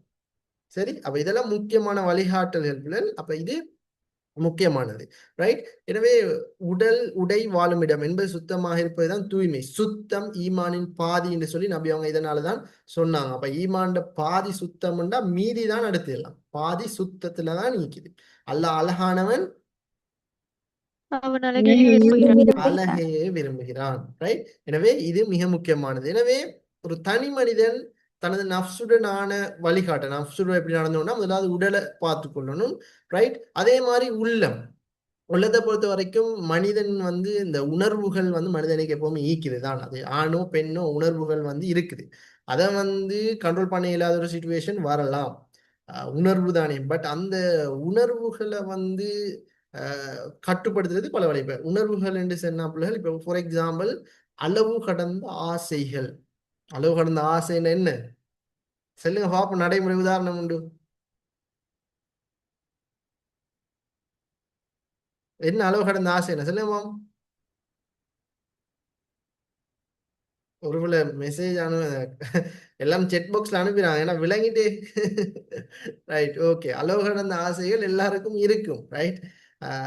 எல்லாத்துலயும் இருக்கும். சில பேருக்கு ட்ரெஸ் ஆசை, எனக்கு அந்த ட்ரெஸ் வாங்கணும், இந்த ட்ரெஸ் போடணும், ட்ரெஸ்ல ஆசை. சில பேருக்கு வாகன ஆசை, எனக்கு அந்த வாகனம் வேணும், இந்த வாகனம் வேணும், அந்த கார் வேணும், இந்த பஸ் வேணும், அந்த ஃபிளைட் வேணும்னு வாகன ஆசை. சில பேருக்கு படிப்புல ஆசை, நான் அங்க பிஏ படிக்கணும், எம்ஏ படிக்கணும், பிஹெச்டி ஆகணும், டாக்டர் ஆகணும், லோயர் ஆகணும் இப்படின்ற ஆசை. சில பேருக்கு ஆண் ஆசை, சில பேருக்கு பெண் ஆசை. அப்படி எழுமிக்குது. ஒவ்வொருத்தருக்கும் ஒவ்வொரு மாதிரி ஆசைகள் டிஃப்ரெண்ட் இருக்குது. அந்த அந்த அளவொண்டு இருக்குதானே, எல்லாத்துலயும் லிமிட் ஒன்று இருக்குது, லிமிடேஷன் ஒன்று. அந்த லிமிட்டை தாண்டினா பிரச்சனை தான். ரைட். ஸோ அந்த அளவு கடந்த ஆசைகள் இருக்குமா இருந்தா உள்ளம் வந்து எப்பவுமே தீவிர உள்ளத்துல எப்பவும் உள்ளத்துல பிரச்சனைகள் வந்துட்டே தான் நீக்கும். ரைட். எனவே குறிப்பா தனது உணர்வுகளை கட்டுப்படுத்த இயலாண்டு சொன்னா அதுக்கு அதனாலதான் நோய் வார, பொறாமை, குரோதம், நயவஞ்சகம், குற்றச்செயல்கள்ல ஈடுபடுற, தீவிரவாதத்துக்கு போற, தூக்கமின், மனசோர்வு, இதெல்லாம் வார எதுக்குன்னு சொன்னா இந்த உள்ளம் ஒழுங்கா இல்லாட்டிதான். ஸோ அளவு கடந்த ஆசை தோல்விகளை தாங்க இயலாண்டு. அலா குல்லிஹால் இந்த மாதிரி நாமளும், அதாவது அலா குல்லிஹால் அல்லா எது செஞ்சாலும் அதுல ஒரு நலம் உண்டு வைக்கும். தோத்தா ஏன்னா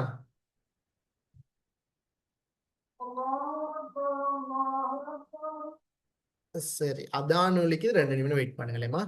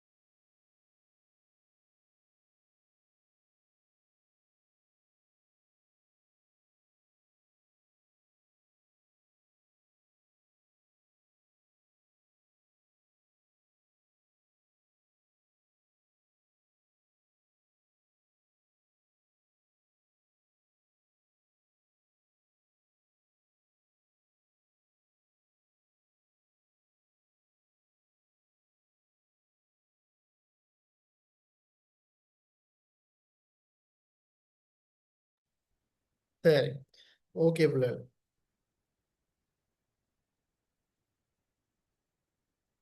எனவே தோல்விகளை தாங்க முடியாது. அடுத்தது மற்றவர்களோட தன்னை ஒப்பிடுது. அடுத்த பிள்ளை படிக்குது, நான் படிக்கலைன்னா அடுத்த ஆக்களோட ஒப்பிட போகக்கூடாது. அவள் நல்லா படிக்கிறா, அவள் 3 எடுப்பாள், நான் எப்படியுமே ஃபெயில் ஆயிடுவேன், நான் 3W எடுக்கலாம், 3S எடுக்கிற தகுதி தானே இருக்குது. அந்த புள்ள எப்படியும் அவன் 3 எடுத்துருவான், அவன் எப்படியும் 2AB 2C, அடுத்தது 1A 2B அவன் எப்படியும் எடுத்துருவான், நாம தான் ஏலான்னு சொல்லி மத்த ஆக்களோட நம்மள ஒப்பிடக்கூடாது.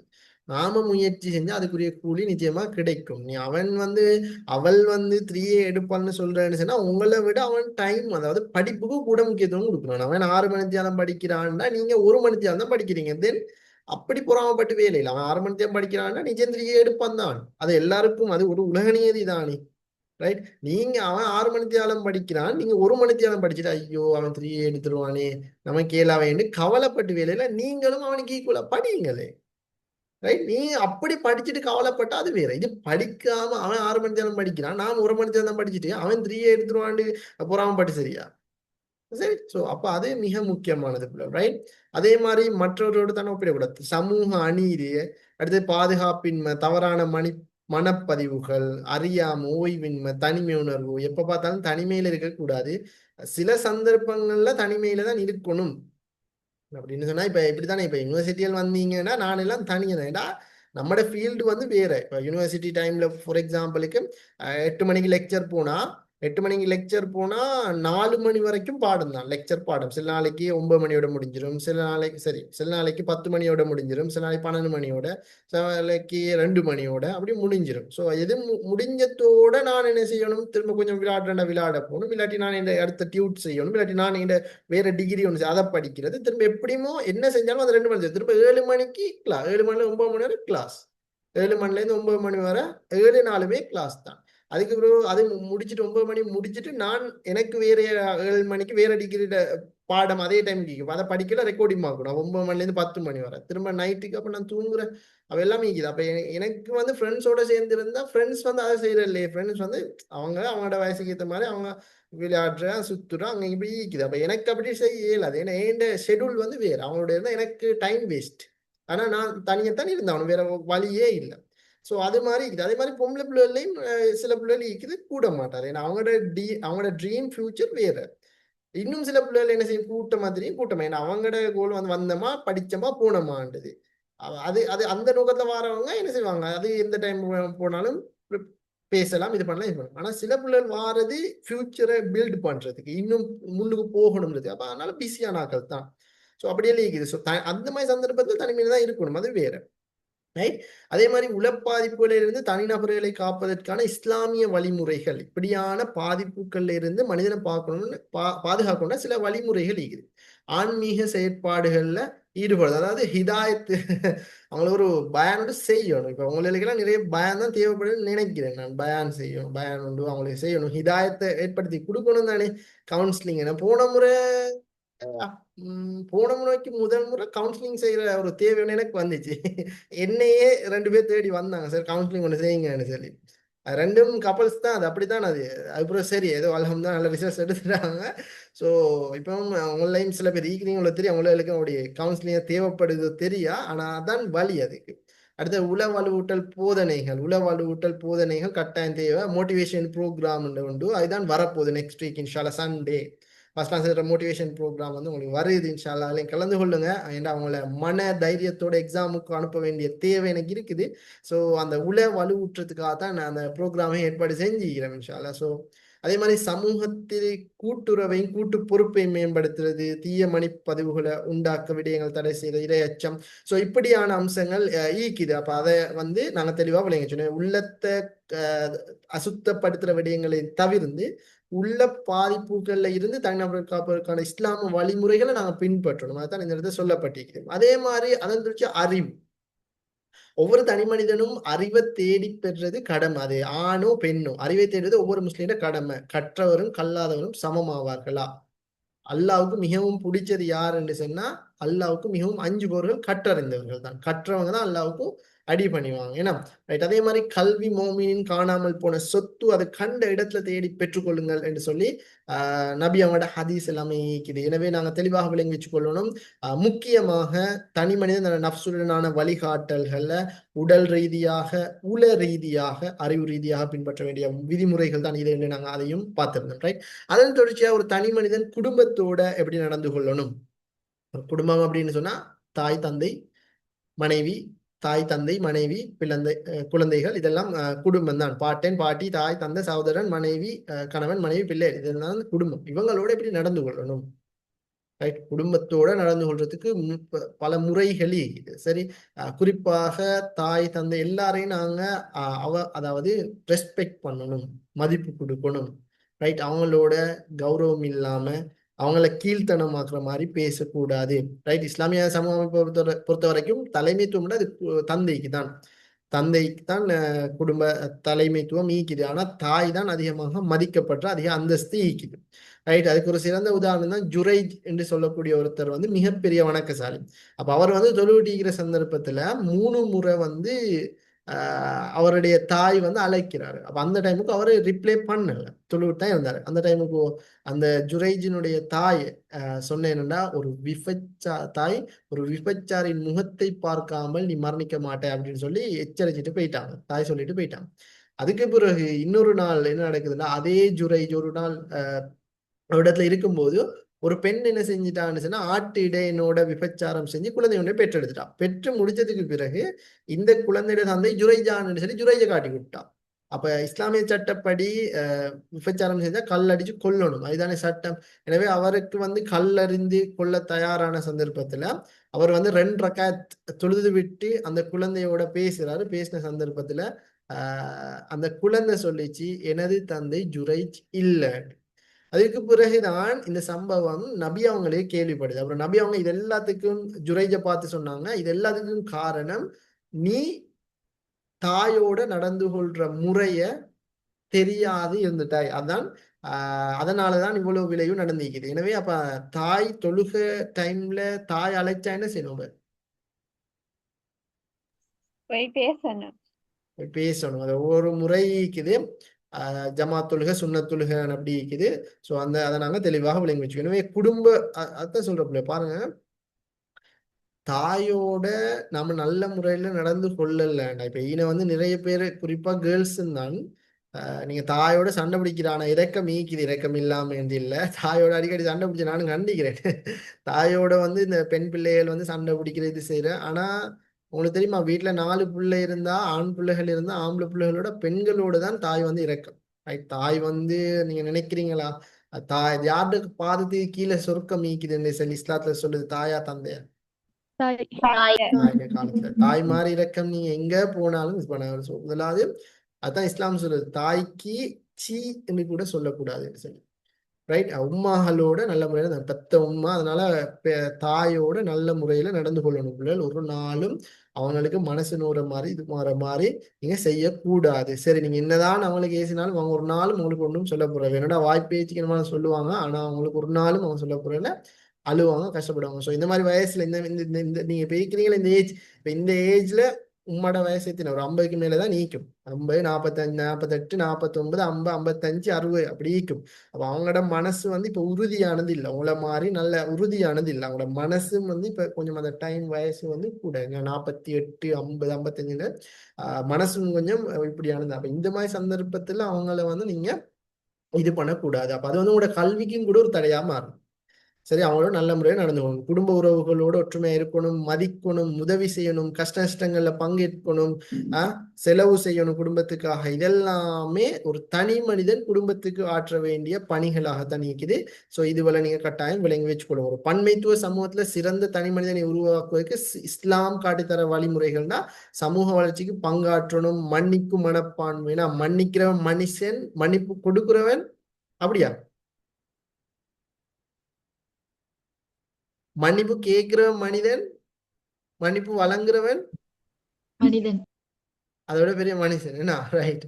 எனவே நீதி நேர்மையா நடக்கணும், நம்பிக்கை நாணயமாக சகோதரத்துவ பேணணும். இதுதான் இஸ்லாம் காட்டித்தர வழிமுறை. தனி மனிதன் குடும்பத்தோடு நடந்து கொள்ளக்கூடிய வழிமுறைகள் தான் இதுன்னு நாங்கள் விளங்கி வச்சுக்கொள்ளணும். அதே மாதிரி அதன் தொடர்ச்சியாக தனி மனிதன் பிற படைப்புகளோட எப்படி நடந்து கொள்ளணும். ரோட்ல ஒரு நாய் ஒன்று போனா போதும், அதை விரட்டி விரட்டி அடிச்சாட்டி தூக்கம் போகாது. அப்படித்தானே பிள்ளைகள்?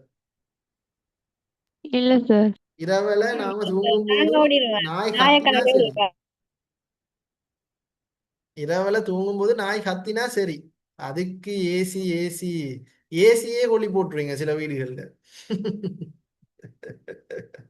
ஈக்குதா அப்படி?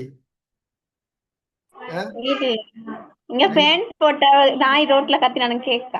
ஓ, இப்படித்தானே பிள்ளை? நீங்க இப்ப சும்மா அப்படியா? இப்ப நான் கேட்கிறேன் நுஸ்ரா, இப்ப நீங்க ரோட்ல போறீங்க, நாய் ஒன்று வருது, குறைச்சி குறைச்சி வருது, குலைச்சி குலைச்சி உங்களுக்கு பின்னாலே வருது, என்ன செய்வீங்க? வரட்டும்னு விடுவீங்களா? இல்ல, நான் ஓடிடுவேன். ஓடிடுவீங்க. சிலாக்கள் என்ன செய்வாங்க? இப்ப எங்களெல்லாம் விரட்டி வந்த கல் நாங்க என்ன எடுத்து செய்வோம்? அடிப்பாங்க. கல் எடுத்து அடிப்பாங்க. கல்லட அடிப்போம். அப்ப குறைக்கிற நாய் என்ன செய்யாதாம்?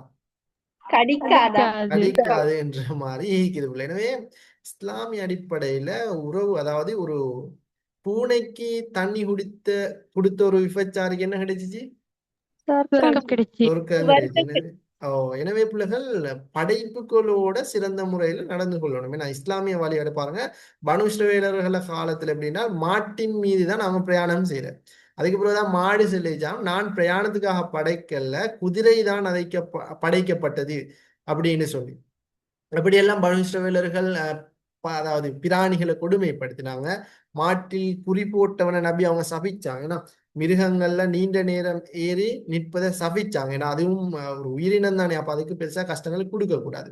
செல்ல பறவைகள், வீட்டுல செல்ல பறவைகள் என்ன செய்யற வைத்து கொண்டாலும் அதுக்கான சுதந்திரத்தை கெடுக்க கூடாது. சில வீடுகள்ல எப்படின்னா கிளி வளர்க்குறாங்க, கிளி 10 வருஷமா இருக்கு அந்த வீட்டுல. ஈக்குதா? யார வீட்டுல ஈக்குது? கிளி, புறா எல்லாம் மீக்குது தானே.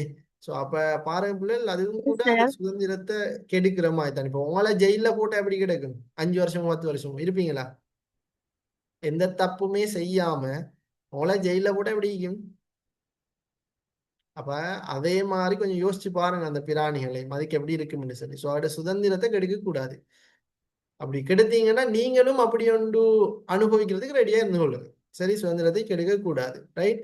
அதே மாதிரி ஊர்வன நெருப்பில் எரிய வேணாம் அப்படின்னு சொல்லி இந்த பாம்பு இதுகள் எல்லாம் நெருப்புல போடக்கூடாது, புதைக்கணும். ஒரு சஹாபி ஒரு எறும்பு கடிச்ச போது எல்லா எறும்பையும் கசக்கினாங்க. அதுக்கப்புறம் நபி அவங்க அதை கண்டிச்சாங்க. எனவே புவியில உள்ள எல்லாமே மனிதனுக்காகத்தான் படைக்கப்பட்டது. குறிப்பாக இந்த இஷா தொழுகைக்கு பிறகு மனிதர்கள் வெளியே போக கூடாது என்று சொல்ற தூக்கத்தை பெய்திரும். ஏன்னா இறைவனுடைய ஏனைய படைப்புகள் வெளியாகிற டைம் தான் அது. ஸோ அப்படியெல்லாம் சொல்லப்படுற. எனவே ஏனைய படைப்பினங்களோட எப்படி நடந்து கொள்ளணும், அதுக்கான வழிமுறைகள், படைப்பினங்களுடைய சூழல் சமநிலை பேணணும். ரைட். இப்போ ஃபார் எக்ஸாம்பிள் ஒரு சின்ன ஒரு பாலைவனத்துல ஒரு கொஞ்சம் தான் தண்ணி இருக்கக்கூடிய ஒரு இடம் ஒன்று இருக்குது. அப்ப மனிதர்கள் எல்லாம் அதுல தான் எடுத்துட்டு வரோம். அதே மனிதர் வாழ்ற இடத்துல மிருகங்களும் ஈக்குது. அப்ப நாம ஈக்கிற தண்ணி எல்லாம் எடுத்துட்டா மிருகங்கள் எதை குடிக்கும்? எதை குடிக்கிற? அதே செத்து தண்ணி போயிட்டு. இல்ல அதுக்கு. அதனால அதுல கூட சமநிலை பேணும். ரைட். அதே மாதிரி அனைத்தையும் கொல்லக்கூடாது. இப்ப கொல்லக்கூடாதுன்னு ஏவப்பட்ட சில பிராணிகள் இருக்குது. எது? தவளை கொல்லையிலுமா? ஏலா. தவளையெல்லாம் கொல்ல இயலாது. அதெல்லாம் கொல்லக்கூடாதுன்னு ஏவப்பட்ட பிராணிகள் தான். ரைட். அதே மாதிரி வளங்கள் அனுபவிப்பது சமநிலை பேணணும். ரைட். அப்ப இப்படியான விடயங்கள் படைப்பினங்களோட நடந்து கொள்ற முறையில ஈக்குது. எனவே நாங்க விளங்கி வச்சுக்கொள்ளணும், இஸ்லாமிய அடிப்படையில குறிப்பாக சயின்ஸ் விதியும் அதைத்தான் சொல்லுது. எப்படின்னா எல்லாம் ரொட்டேஷன்ல தான் வருது. முயல் தாவரத்தை உண்ணுது, அப்ப அந்த முயலை புலி வேட்டையாடி உண்ணுது. பாருங்க ரொட்டேஷன். நாய் தாவர உணவை உண்ணுது, முயலையும் வேட்டையாடி உண்ணுகிறது. அப்ப மனிதனும் அதே மாதிரி தான், அனைத்து உண்ணிதான். தாவரத்தையும் உண்ணுற, மாமிச உணவையும் உண்ணுகிறான். எனவே எல்லாமே பௌதிக சட்டத்துல அடிப்படையில் எல்லாம் ரொட்டேஷன்ல தான் வருது. இஸ்லாமிய கண்ணோட்டத்துல நாங்க தெளிவா விளங்க சொல்லணும், ஏனைய படைப்பினங்களோட நடந்து கொள்றதுக்கு சில கைட்லைன்ஸ் இருக்குது. அதை அப்படிதான் நாங்க வாழணும், நடந்து கொள்ளணும் என்றது மிக முக்கியமானது பிள்ளைகள். அப்ப நாங்க இவ்வளவு நேரமும் பார்த்துட்டு இருந்த தலைப்பு என்னன்னு சொன்னா, ஒவ்வொரு ஸ்டெப் பை ஸ்டெப்பையா நாங்க பார்த்துட்டு வந்திருக்கிறோம். ஏன்னா அதாவது ஒரு முஸ்லீம் தன் இரட்சகனோட எப்படி நடந்து கொள்ளணும். ரைட். ஒரு முஸ்லீம் தன்னுடைய இறைச்சோடு எப்படி நடந்து கொள்ளணும், தன் நஃப்ஸோடு எப்படி நடந்து கொள்ளணும், குடும்பத்தோடு எப்படி நடந்து கொள்ளணும், சமூகத்தோடு எப்படி நடந்து கொள்ளணும், பிற படைப்புகளோடு எப்படி நடந்து கொள்ளணும், இதெல்லாமே நாங்க பார்த்துட்டு இருந்தோம். அப்ப இதெல்லாம் வந்து பொதுவாக ஒரு நம்மளோட நொலேஜோட தான் கனெக்ட் ஆகி வருது, நம்மளோட ஒரு கொமன் நொலேஜோட தான் வருகிறது. அப்ப அதையும் நீங்க பார்த்துக்கொள்ளுங்க. அதே மாதிரி குடும்பம், ஒரு இஸ்லாமிய குடும்பம், ஒரு பெஸ்டான இஸ்லாமிய குடும்பம் யாரை சொல்ற, எப்படி இருக்கணும் அப்படின்னு நாங்க பார்த்தோம்னா, ஒரு குடும்பம் நிச்சயமாக தன் இறைச்சனோட தொடர்பு கொள்ளும். ஃபார் எக்ஸாம்பிளுக்கு கொரோனா டைம் வந்துச்சு. கொரோனா டைம் வந்தா யாருக்கும் பள்ளிக்கு போகலாம். அப்ப பெருநாள் தொழுகை கூட வீடுகளில் தான் தொழ வேண்டிய ஒரு நிர்பந்தம் வந்துச்சு. தொழுகை நிர்பந்தம், பெருநாள் தொழுகை நிர்பந்தம். பெருநாள் தொழுகை தனித்தும் தொழிலாம், கூட்டமா தான் தொழணும். அப்ப அந்த மாதிரி சந்தர்ப்பத்துல எல்லாரும் வீடுகளிலேயே தொழுதாங்க. இந்த டைம்ல சில பேர் தொழாதவங்களும் இருக்கிறாங்க. ஸோ சிறந்த குடும்பம் எதுன்னா வீட்டிலேயே பெருநாள் தொழுகை தொழுகிறது, வீட்டிலேயே தொழுகிறது. அது இப்ப சொல்லல, அது இக்கட்டான சிச்சுவேஷன் வருமாக இருந்தா ஒரு இஸ்லாமிய குடும்பம் அப்படிதான் நீக்கும். குடும்ப தலைமைத்துவத்துக்கு எல்லாரும் கட்டுப்படுவாங்க. ரைட். குடும்பத்துல உள்ள ஆண்கள் ஐவேல தொழுகையை நிறைவேற்றுவா, பள்ளி வாசலில் செல்வாங்க. ரைட். காலை மாலை திக்ரில் இருப்பாங்க. வீட்டுல ஆன்மீக சூழல் என்ன சொன்னா குர்ஆன் ஹதீஸை போடணும். இது எப்ப பார்த்தாலும் வெள்ளனே எலும்பினா ஆளுமா டோலுமா தான். சரி. அப்படி பார்த்தா எங்க வீட்டுக்கு மலக்குமார்கள் வருவாங்க. இல்ல. யார் வருவாங்க அப்ப? சைத்தான். ஷைத்தான். சைத்தான் தான் வந்து அவனும் நல்லா ஆளுமா டோலுமாண்டு அவனும் நல்லா மியூசிக் கொண்டு போடுவான். நாமளும் அவனோட சேர்ந்துனா ஆடியே தான். கப்பல்ஸ் தானே, நம்மட கப்பல்ஸ் தானே. ரைட். ஸோ அப்ப என்ன செய்யணும், குர்ஆன் ஹதீஸ்களை போடணும். ரைட். அப்ப இது மிக முக்கியமானது. ரெண்டாவது, ஒரு குடும்பம் உறுப்பினர்களோடு எப்படி நடந்து கொள்ளணும், உறுப்பினர்களோடு நல்ல முறையில நடந்து கொள்ளணும். அவங்களோட சண்டை பிடிக்க கூடாது, அவங்களோட சச்சரவுகள் செய்யக்கூடாது, அவங்களோட தேவைகளை கேட்கணும், அவங்களோட பேசணும், நல்லா பழகணும். அப்ப இதெல்லாமே முறைதான். எனவே குடும்ப உறுப்பினர்கள் தவறு செஞ்சா அதை நாங்க நியாயப்படுத்தக்கூடாது. ரைட். ஒரு முறை நபி அவங்க என்ன செஞ்சாங்கன்னு சொன்னா, பாத்திமா என்ற ஒரு பேர்ல இருக்கக்கூடிய ஒரு பெண்மணி வந்து களவெடுத்துட்டா. அப்ப என்ன செஞ்சாங்கன்னா, களவெடுத்தா சட்டம் வந்து கையை வெட்டணும். அப்புறம் உடனே நினைஞ்சாங்க அந்த பெண்மணியோட கையை வெட்டியதுக்கு போனாங்க நபி அவங்க. அதுக்கு பிறகு சஹாபாக்கள் சொன்னாங்க, யாரும் சொல்ல அந்த பெண்மணியோட பேர் பாத்திமாவே, ஏன் வெட்டுறீங்கன்னு சொல்லி. அதுக்கு பிறகு ஏண்ட மகள் ஃபாத்திமா களவெடுத்தாலும் நான் கையை வெட்டுவேன் அப்படின்னு நபி அவங்க சொன்னாங்க. எனது சட்ட நபி அவங்க கொண்டு வந்தால இறைவன் கொண்டு வந்தது. எனவே ஜாஹிலியா சமூகம் தான் தப்பு செஞ்சவங்களை காப்பாற்றும். ரைட். ஆனா இஸ்லாமிய சமூகம் எப்படி தப்பு செஞ்சா அதை காட்டி கொடுக்கணும். எனவே மறைக்க கூடாது. எனவே குடும்ப உரிமை தவறுகளை நியாயப்படுத்துவதும் குடும்பம் சேர்ந்து குடும்பத்தில் உள்ள குற்றவாளியை பாதுகாக்கிறதும் இஸ்லாமிய வழிமுறை அல்ல, அது ஜாஹிலியா வழிமுறை தான் என்று நாங்க தெளிவாக விளங்கி வச்சுக்கணும். அதே மாதிரி தமது ஒரு குடும்பம் தங்களோட உறவினர் அயலவரோட நடந்து கொள்ளும். அயலவர் அண்டை வீட்டாளர். ரைட். நம்மளோட பக்கத்து வீட்டாக்கள், அது அந்நியர் சிங்களவராக இருந்தாலும் சரி, தமிழராகவோ கிறிஸ்தவராக யாரா இருந்தாலும் நம்மளோட பக்கத்து வீட்டுக்காரர் எல்லாமே அந்நியர் தான். ரைட். உறவினர் தான். அப்ப அவங்களோட நல்லபடியாக நடந்து கொள்ளணும். நம்மளோட வீட்டுக்கு ஒரு விசேஷம் வருதுன்னு சொன்னா அவங்கள கலந்து கொள்றதுக்கு நம்ம வாய்ப்பு கொடுக்கணும். ரைட். அதே மாதிரி அவங்களுடைய வீட்டுக்கும் நாங்க போவோம். ரைட். நபி அவங்க இவ்வளவு வழிகாட்டல்களை தந்திக்கிறாங்க. ஏன்னா உறவினர் அயலவர்களோட எப்படி நடந்து கொள்ளணும்ன்றதுக்கு நபி அவங்க நிறைய முன்மாதிரிகளை சொல்லி இருக்கிறாங்க. அதுவும் மிக முக்கியமானது. அதே மாதிரி ஒரு குடும்பம் சமூகத்தோட இன்றைக்கும் நல்ல முறையில நடந்து கொள்ளணும். சமூகத்தின் தலைமைத்துவத்துக்கு ஒரு குடும்பம் கட்டுப்படணும். ரைட். இன்னைக்கு நாம பார்த்தோம்னா ஜமியத்துல் உலமாவோட முடிவுக்கு எத்தனை பேர் கட்டுப்பட்டு இருக்கோம் சொல்லுங்க. கட்டுப்பட்டமா? பெருநாளைக்கு சொன்னேன் எத்தனை பெருநா கொண்டாடிட்டோமா. ஸோ தலைமைத்துவத்தை கட்டுப்படணும், அதான் முக்கியம். அது ஒரு சிறுபான்மை வாழ்ற ஒரு நாட்டில் தான் நம்ம நாட்டில் நீங்க பத்துவா கொடுத்திக்கிறாங்க. நம்ம நாடு ஒரு இஸ்லாமிய நாடுண்டா கதை வேறு. ஆனா ஒரு இஸ்லாமிய அல்லாத ஒரு அந்நிய நாட்டுல சிறுபான்மையாக நாங்க வாழ்றோம். அப்ப இந்த மாதிரி ஒரு சந்தர்ப்பத்துல நாம ஒரு தலைமைத்துவத்தை கட்டுப்படாம வேற மாதிரியான கருத்துக்களை பரப்பினா அது வெளியில ஈக்கிறவங்க நாங்க எப்படி பார்ப்பாங்க. ஸோ அதுதான் சொல்றது, ஒரு பெரும்பான்மையா அதாவது அந்நிய நாடுகளுக்கு சிறுபான்மையா வாழ்ற நாட்டுல, முஸ்லிம்கள் சிறுபான்மையா வாழ்ற நாட்டுல அமைதியை குழப்புற மாதிரி ஏதாலும் ஒரு உண்மை இருந்தா, அதாவது பிறைய கண்டா கூட அந்த இடத்துல அமைதியா ஈக்கிறது தான் சிறந்தது என்று சில பத்துக்கள் வந்தீங்க. சரி. சோ அதை நாங்க தெளிவாக இந்த இடத்துல விளங்கி வச்சுக்கொள்ளணும் பிள்ளைகள், ரைட்? எனவே இது மிக முக்கியமான ஒரு இஸ்லாமிய குடும்பம் அப்படின்னு சொன்னா தமது குடும்ப உறுப்பினர்களோட நல்ல முறை நடக்கணும், உறவினர் அயலவரோட நல்ல முறை நடக்கணும், சமூகத்தோட இப்படியான வழிகாட்டல்கள் எல்லாம் நீக்குது. இதுகளையும் நீங்க வாசிச்சு மண்டையில எடுத்துக்கொள்ளுங்க. பிகாஸ் இதெல்லாம் உங்களோட கொமன் அறிவை வச்சுதான் வருது, ரைட்? அதே மாதிரி அதன் தொடர்ச்சியா ஆண்கள் பெண்கள் பற்றிய இஸ்லாமிய கண்ணோட்டம். பிள்ளைகள் ஆணுண்டா யாரு பெண்ணுண்டா யாரு சொல்லுங்க. ஆணுண்டா ஆண் தான், பெண்ணுண்டா பெண் தான். என்ன பிள்ளைகள்? ரைட். இப்ப ஆண் பெண் பற்றிய இஸ்லாமிய கண்ணோட்டம் என்னன்னா, ஒரு நாணயத்துல இரு பக்கங்களை போன்றவர்கள். உலகத்துல முதல் படைக்கப்பட்ட மனிதனும் பெண்ணும் யாரு? ஆதம் அலைஹிஸ்ஸலாம், ஹவ்வா ஆதம் அலைஹிஸ்ஸலாம். ஹவா அலைஹிஸ்ஸலாம். ஆதம் அலைஹிஸ்ஸலாமும் ஹவ்வா அலைஹிஸ்ஸலாம், ரைட்? ரைட். மனித இனத்தை பொறுத்த வரைக்கும் ஆண்களுக்கும் பெண்களுக்கும் இடையிலான புரிந்துணர்வு, இணைப்பு என்பன ஒரே விதமாக இருந்தது இல்லை, ரைட்?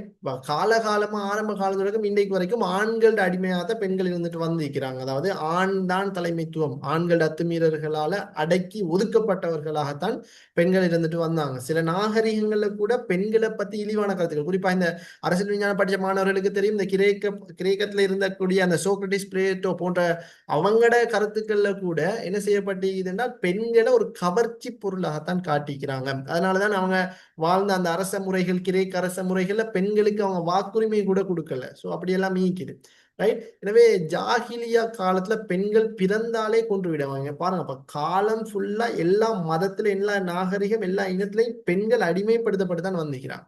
ஜாகிலியா காலத்துல பெண்கள் பிறந்தாலே கொன்று விடுவாங்க. மாத விழாக்கு வந்தா, ரைட், அந்த பீரியட்ஸ் வந்தாலே அவங்கள ஒதுக்கிடுவாங்க, சமைக்கலாம், ரைட்? இந்தியாவில் பெண்களை தீண்டாமைக்கான, அதாவது பெண்களை தொடுவதில்லை, பெண்கள் தொட்டதையும் பிடிக்கிறதில்லை, இந்த எலர்ஜிக்கு மாதிரி, ரைட்? ஐரோப்பால பெண்களை உயிருள்ள பிராணியா என்று கூட ஆய்வு செஞ்சிருக்கிறாங்க பாருங்க பெண்கள் எப்படின்னு சொல்லி. எகிப்திய நாகரிகத்துல பாரோ இனத்தவர் ஃபிரௌனுடைய பரம்பரை என்னன்னா பெண்கள் நல்ல முறை, ஆனா ஃபிரௌண்ட காலத்துல வந்து கிப்தியர்கள் மன்னர்கள் காலத்துல பெண்கள் நல்ல முறையில நடத்தப்பட்டிருக்கிறாங்க. சில இடங்கள்ல நல்ல முறையில ரெஸ்பெக்ட் கொடுத்திக்கிறாங்க. ஆனாலும் கூட வருடா வருடம் நைல் நதிக்காக பெண்ணை அலங்கரித்து நரபலியிடுகின்ற கொடூர மரபும் அங்க பின்பற்றப்பட்டுதான் வந்து. எனவே இப்படி நாங்க பார்த்தோம்னு சொன்னா பெண்கள் காலம் ஃபுல்லா அடிமைப்படுத்தப்பட்டு தான் வந்திருக்கிறான், ரைட்? அந்த டைம் தொடக்கம் இன்றைக்கு வரைக்குமே அடிமைப்படுத்தி தான் வந்திருக்கிறான். சுதந்திரமா வரல, இப்படி காலம் ஃபுல்லா அடிமைப்படுத்தப்பட்டு தான் வந்திருக்கிறாங்க. எனவே அதுக்கு பிறகுதான் பெண்கள் நமக்காக யாரும் பேச மாட்டாங்கன்னு பெண்கள் தங்கட தேவைகளையே முன்வைக்கிறதுக்காக முன் வந்தாங்க, ரைட்? இதை கண்டுகொள்ளக்கூடிய, குறிப்பாக பெண்கள் தங்கட உரிமைகளை தானே பெற்றுக்கொள்றதுக்கான முன் வந்தாங்க. 17ஆம் நூற்றாண்டு இறுதி காலகட்டத்தில் ஏற்பட்ட பிரான்சிய புரட்சியினூடாகத்தான் பெண்கள் தண்ட உரிமைகளை பெற்றுக்கொள்வதாக முன் வந்தாங்க. இதெல்லாம் இன்னைக்கு பல இடங்கள்ல பெண்ணியல் வாதம் என்று சொல்லி பல பாடங்கள், அரசியல் பாடங்கள்ல, வரலாறு, இப்படியான பாடங்கள்ல எல்லாமே வருது பெண்ணியல் வாதம் என்றது. அது இதைத்தான் சொல்றது, அதாவது பெண்கள் தங்களோட உரிமைகளை தாங்களே பெற்றுக்கொள்றதுக்காக முன் வந்து போராடினதுதான் பெண்ணியல்வாதிகள் சொல்லுவாங்க. எனவே அதுக்கு பிறகு பெண்களுக்கு ஆண்களுக்கு சரிசமமான உரிமைகள் எல்லாத்தையுமே கொடுங்க. ஆரம்ப காலத்துல ஆண்கள் ரோட்ல போகலாம், ஆண்கள் நினைச்சது சாப்பிடலாம், ஆண்கள் படிக்கலாம், ஆண்கள் என்ன செய்யலாம், எல்லா துறைகள்லையும் இதாகலாம், டாக்டர் ஆகலாம், லோயர் ஆகலாம். ஆனா பெண்கள் ஒன்று இல்லை, அவங்களோட வேலை வீட்டுல இருக்கிறது தான், சாப்பாடு சமைச்சு கொடுக்குறது மட்டும்தான். அதுக்கு பிறகுதான் அவங்களோட உரிமைகளை பெற்றுக்கொள்றதுக்காகவே போராடினாங்க. அதுக்கு பிறகு ஐரோப்பிய சமூகம் ஆண்களுக்கு நிகராக பெண்களுக்கும் எல்லா அந்தஸ்துகளையும் கொடுத்தாங்க. ஆண் டாக்டர் ஆகணுமா பெண்ணுக்கு டாக்டர் ஆகலாம், ஆண் படிக்கணுமா பெண்ணும் படிக்கலாம், ஆண் அரசியல்வாதி ஆகணுமா பெண்ணும் அரசியல்வாதி ஆகலாம், ஆணுக்கு பைக் ஓட்டணுமா பெண்ணுக்கும் பைக் ஓட்டலாம், ஆண் கார் ஓட்டலாம் பெண்ணுக்கும் கார் ஓட்டலாம், ரைட்? ஆண் எப்படி ட்ரெஸ் பண்றாரோ அதே மாதிரி பெண்ணுக்கு ட்ரெஸ் பண்ணலாம், ரைட்? ஆண் டெனிமா பெண்ணும் டெனிம், ரைட்? எப்படி எல்லாத்துலயும் ஒன்று ரெண்டு என்றல்ல, எல்லாத்துலயும் ஆண் 4 திருமணம் பெண்ணு 4 திருமணம் எல்லாத்துலயும் ஈக்குவலா கொடுத்தாங்க. ஆனா இன்னைக்கு அப்படி கொடுக்க போய் எவ்வளவு பிரச்சனை இன்னைக்கு, எவ்வளவோ பிரச்சனை. இப்படி எல்லாம் கொடுத்தாங்க, சுதந்திரம் கொடுத்தாங்க. ஆனா சில விஷயங்களை அவங்க கவனத்துல எடுத்து கொடுத்திக்கலாம். என்னடா, ஆணுக்கும் பெண்ணுக்கும் இடையிலான உடலியல் வேறுபாட்டை அவங்க கவனத்துல எடுத்துக்கொள்ளுங்க. ஆண்ட உடலியல் பண்பும் பெண்ட உடலியல் பண்பும் டிஃப்ரெண்ட். அதை ஐரோப்பிய சமூகம் கவனத்துல எடுக்கல. அதே மாதிரி ஆண்கள் செய்யற வேலைய பெண்களால செய்ய இயலாது. ஆண் கல்லொன்னு தூக்கிட்டு போறாரு 1 கிலோமீட்டர் கால, பெண்ணால செய்ய இயலுமா? பெண்ணால செய்யலுமா? ஏலா ஏலா என்ன அப்ப இது போல இப்படியான சில வேலைகளை தான் பெண்களால செய்ய இயலாது. அதே மாதிரி ஆணுக்கும் பெண்ணுக்கும் இடையிலான உளவியல். ஃபார் எக்ஸாம்பிளுக்கு இந்த காதிக்கோட் கேள்விப்பட்டிருக்கீங்களா? காதிக்கோட் முஸ்லிம்களுக்கு அவரு அப்படி காதிக்கோட் கேள்விப்பட்டீங்களா? ஓகே, அந்த சார் காதிக்கோட்ல ஜட்ஜி வந்து ஆணா பெண்ணா கூடுதலா? பெண். பெண்ணா? ஆண். ஆண் பெண்களுக்கே கொடுக்குறல்ல. ஏண்டா பெண்களுக்கு சப்போர்ட்டா பேசிடுவாங்களா? பெண்களுக்கு சப்போர்ட்டா பேசுறாங்க. ஏன்னா இப்ப இப்படித்தானே பிள்ளைகள் பெண்களை மனசு வந்து அதாவது இயற்கையிலே கொஞ்சம் இலகிய மனம் கொண்டது. யாராலும் அழுதுட்டாங்கன்னு வைங்களே, இப்ப 2 கேஸ் போகுது கோர்ட்ல வந்து. இப்ப காதி கோர்ட்னது முஸ்லீம்களுக்காக உருவாக்கப்பட்டது. அதுல அந்த கோர்ட்ல வந்து இப்ப நாங்க புதுசா விசிட் பண்ணியிருந்தாங்க எங்களோட யூனிவர்சிட்டியால காதி கோர்ட்டுக்கு. நான் துரதிர்ஷ்டவசமா என்னால போக முடியும். ஆனா போன டைம் வந்து சொன்னாங்க என்னன்னா, அங்க சிலவங்க வருவாங்க 17 வயசு. அதாவது ஒரு பொடிய புள்ளைக்கு 17 வயசு, பொடியனுக்கு அதே 17 வயசு, உங்களோட வயசு தான். கல்யாணம் முடிஞ்சு பிள்ளையும் பிறந்துட்டு உங்களோட வயசுலயே தான். ஆனா கணவன் மனைவி 2 பேரும் உங்களோட வயசு தான். பிள்ளையும் பிறந்துட்டு பிறந்து எத்தனை நாள், 40 நாள் நினைக்கிறேன். 40 நாள் டைவர்ஸ். அவங்க பிள்ளைய தூக்கிட்டு வராங்க டைவர்ஸ் வாங்குறது. அப்ப அந்த பெண்மணி அழுகிறா. அப்ப இவரு சொல்றாரு இந்த பொடியன் சொன்னா இல்ல எனக்கு வேணாம்னு சொல்லி. அப்ப அப்படியான நிறைய சம்பவங்கள் நடந்த. இன்னொருத்தர் வந்து கல்யாணம் முடிச்சு கணவன் விட்டுட்டு போயிட்டாரு, இன்னொன்னு பெண் விட்டுட்டு போயிட்டு, இப்படி பல கேஸ் வந்து நம்முடைய இஸ்லாமிய சமூகத்துல இருக்குது. அந்த இளவயது திருமணம் தான் காரணம் என்ற ஒன்று மீக்குது. ரைட், அது வேற சாப்டர். ஆனா நான் என்ன சொல்ல வரேன்டா, ஒரு இப்படி கேசஸ் நடக்கிற டைம்ல வந்து பிள்ளைகள் அந்த கோர்ட் விஷயங்கள்ல ஒரு பெண்ணோ இல்லாட்டி யாரோ அந்த கோர்ட்ல வந்து அழுகுறாங்கன்னு வைங்களே, அந்த அழுகைக்கு மயங்கிற ஒரு பண்பு இல்லாட்டி அந்த அழுகைக்கு கொஞ்சம் பாவம் பார்க்கிற பண்பு இயற்கையாவே யாருக்கு கூட? பெண்களுக்கு. பெண்களுக்கு வந்து பெண்களிடம் கூட. அதனால காணப்படும். ஓ அதனால ஆனா கல்லு மனசுன்னு யார் அப்ப சொல்ற? ஆண்களுக்கு தான். ஆண்களுக்கு ஆண்கள். ஓ அப்ப பெண்கள் வந்து இலகிய மனசுன்ற மாதிரி என்ன, ரைட். ஸோ அதனால பெண்களுக்கு வந்து காதி கூற்ற நீதிபதி ஆகல. ஏன்னா அப்படி கேஸ்ல வந்து நீதியை தான் கொடுக்கணும். என்ன உமர் அலியாவோட நீதி என்ன? பிடரி கண் பிடுங்கப்பட்ட நிலையில ஒருத்தர் வந்தாலும் நீதி கொடுக்க கூடாது. அவரோட சண்டை பிடிச்சப்பட்ட ஒருத்தர் முன்னால வரும் வரைக்கும் நீதி கொடுக்கலாம். ரைட். ஸோ அப்படி இருக்குது. ஸோ அதனாலதான் பெண்களுக்கு கொடுத்த கேஸ் பாருங்க. ரைட், சட்டத்தை திருப்பி மாத்திடுவாங்க. போனமுண்டே கோர்ட்ல வந்து அழுகிட்டாங்கன்னா பெண்கள் அவன் ஜட்ஜை நெஞ்சிருவா கொடுத்துருவா. ஸோ அதனால என்ன செய்யல, பெண்கள் நீதிபதி ஆகிறதுக்கு குறைவுதான். ஸோ அப்படி ஈக்குது. ஏன்னா அந்த அந்த அதான் வந்து ஐரோப்பிய சமூகம் கணக்கெடுக்கல. அதே மாதிரி ஆணுக்கும் பெண்ணுக்கும் இடையிலான பாலுணர்வு, ஆண்ட தேவை வேற பெண்ட தேவை வேற. ரைட், ஆண்ட பாலுணர்வும் பெண்ட பாலுணர்வும் டிஃப்ரெண்ட் தான். அதே மாதிரி சுதந்திரம் என்ற பெயரில் பெண் கவர்ச்சி காட்டுவதற்கு தூண்டப்பட்டது. இப்ப ஆண் வந்து டெனிமும் டவுசரும் அடிச்சா சமூகத்துல பார்வை ஒரு மாதிரி இருக்கும். பெண் அதே மாதிரி டெனிமும் டவுசரும் அடிச்சா அந்த வியூ வந்து வேற மாதிரி இருக்கு. ரைட். அதே மாதிரி ஆணுக்கும் பெண்ணுக்கும் இடையிலான விட்டு கொடுப்பும் புரிந்துணர்வு ஏற்படுத்தப்படலை. உன்னாலேயுமே என்னாலேயும் மேலும் நீ போறோண்டா நான் போறேன்னா போ என்ற மாதிரி அந்த லிமிட் ஒன்றையுமே கணக்கெடுக்கல. ஆண்களுக்கும் பெண்களுக்கு இடையே ஒழுக்க வரம்புகளை ஏற்படுத்தல. பெண்ட லிமிட் இதுதான், ஆண்ட லிமிட் இதுதான் என்று சொல்லி அந்த லிமிட் ஏற்படுத்தல. எனவே இப்படி பல விஷயங்கள் அந்த ஐரோப்பிய சமூகம் கணக்கெடுக்காம சுதந்திரம் வேணுமா, இந்த ஆணுக்கு சுதந்திரத்தை கொடுத்தாங்க. அதுக்கு சாம்பிள் தான் ஒரு ஆமை. இதுதான் சுதந்திரம் என்று அந்த ஆமைட இவ்வளவு காலமும் பாதுகாப்பாக இருந்த அந்த ஓடு, அதனுடைய அந்த பாதுகாப்பு வளையத்தை எடுத்தா என்ன எப்படி இருக்கும்? எப்படி இருக்கும்? ஆமைக்கு பாதுகாப்பே என்ன? அதோட ஓடு. அந்த மேலே அந்த ஓடுதான். அப்ப அந்த அந்த ஓடு. ஓட்டை எனக்கு சுதந்திரம் வேணும்னு கலட்டின என்ன நடக்குமோ அதேதான் இன்னைக்கு ஐரோப்பா சமூகத்துல நடந்துக்குது. எல்லாமே இது. அதாவது குறிப்பாக பிள்ளைகள் முக்கியமா நாங்க விளங்கி வச்சுக்கொள்ளணும் என்ன இருந்துச்சுன்னா, இப்படி நவீன சிந்தனைகள் ஐரோப்பிய சமூகம் பெண்களுக்கு சுதந்திரம் கொடுக்கறதே சரி, ஆனா அதுக்கான இந்த வரையறைகளை கவனத்துல எடுத்து சுதந்திரம் கொடுக்கணும். இது அதனையும் பார்க்கல, சுதந்திரம் வேணுமா இந்த ஆண்டு கொடுத்ததான். எனவே இப்படி பெண்களுக்கு சுதந்திரம் கொடுத்ததால பெண்களுக்கு ஒரு தாய் இந்த அந்தஸ்துல பெண் வாழ முடியாத ஒரு நிலைமை இன்னைக்கு ஐரோப்பிய சமூகத்துல. ரைட், பெண்களுக்கு அந்தஸ்தே இல்லை. எப்படின்னு சொன்னா பாருங்க, தாய் என்ற நிலையில் தன் பிள்ளைகளுக்கு ஒரு தாய் தண்ட குழந்தைக்கு தாய் தான் பால் ஊற்றணும். அப்ப தண்ட குழந்தைக்கு பால் ஊற்றுறதுக்கு கூட இன்னைக்கு தாய்க்கு அந்தஸ்து இல்லாம போகுது. ஏன்னா அவங்க எப்படி பாக்குறாங்கன்னு சொன்னா, இப்ப எப்படிதான் அது இயற்கையாக ஒரு பெண் வந்து தாய் ஆகிட்டாள் என்று சொன்னா, தாய் ஆகிட்டாள் என்று சொன்னா, இல்ல தன்னை குழந்தைக்கு பால் ஊட்டின என்று சொன்னா அந்த பெண் அழகு கொஞ்சம் குறையும். அது இயற்கை. எனவே இதை வந்து என்ன செய்யறல்ல, பெண்கள் விரும்புறல்ல. ரைட். அதனாலதான் பாருங்க, என்ன செய்யற, தாய் என்ற நிலையில் தன் பிள்ளைகளுக்கு முழுமையா பாலூட்டும் உரிமையை இழந்துள்ளார் பெண். அதே மாதிரி பொது இடங்கள்ல தன்னோட உடலை காட்டுறதுக்கு உரிமை, பீச் ஓரங்கள் அங்கெல்லாம் உரிமை, உடலை வெளிக்காட்டுறதுக்கு உரிமை இருக்குது. ஆனா அந்த உடலை மறைக்கிறதுக்கு உரிமை இல்லை. ரைட். இப்ப அண்மையில பிரான்ஸ்ல ஒரு செய்தி ஒன்று வந்தது என்னன்னா, பிரான்ஸ்ல ஒரு பெண்மணி ஹிஜாப் அணிஞ்சிட்டு போய் தான் ஸ்கூலுக்கு போய் படிச்சு கொடுக்கணும். அப்ப என்ன செஞ்சாங்கன்னா, கேட்ல வச்சு அவங்களோட ஹிஜாபை கலட்டிட்டு தான் ஸ்கூலுக்கு போகணும். திரும்ப ஸ்கூல் விட்டு வெளியே போகிட்ட திரும்ப அதே ஹிஜாப் எடுத்துட்டு போகலாம். அப்ப ஸ்கூலுக்கு ஹிஜாப் அலௌட் இல்லை அப்படி. ரைட். அப்ப பாருங்க, சோ இப்படிதான் ஈக்குது. உடலை வெளிக்காட்டுறதுக்கு உரிமை ஈக்குது, ஆனா உடலை மறைக்கிறதுக்கு உரிமை இல்லை. ரைட். எப்படியான வேறுபாடுகளை இன்றைக்கு இப்படியான நிலைமைகள் தான் நீக்குது. பல சந்தர்ப்பங்கள் தான் கருவுருவுக்கு காரணமான ஆணின் ஒத்துழைப்பை பெறையலாம்.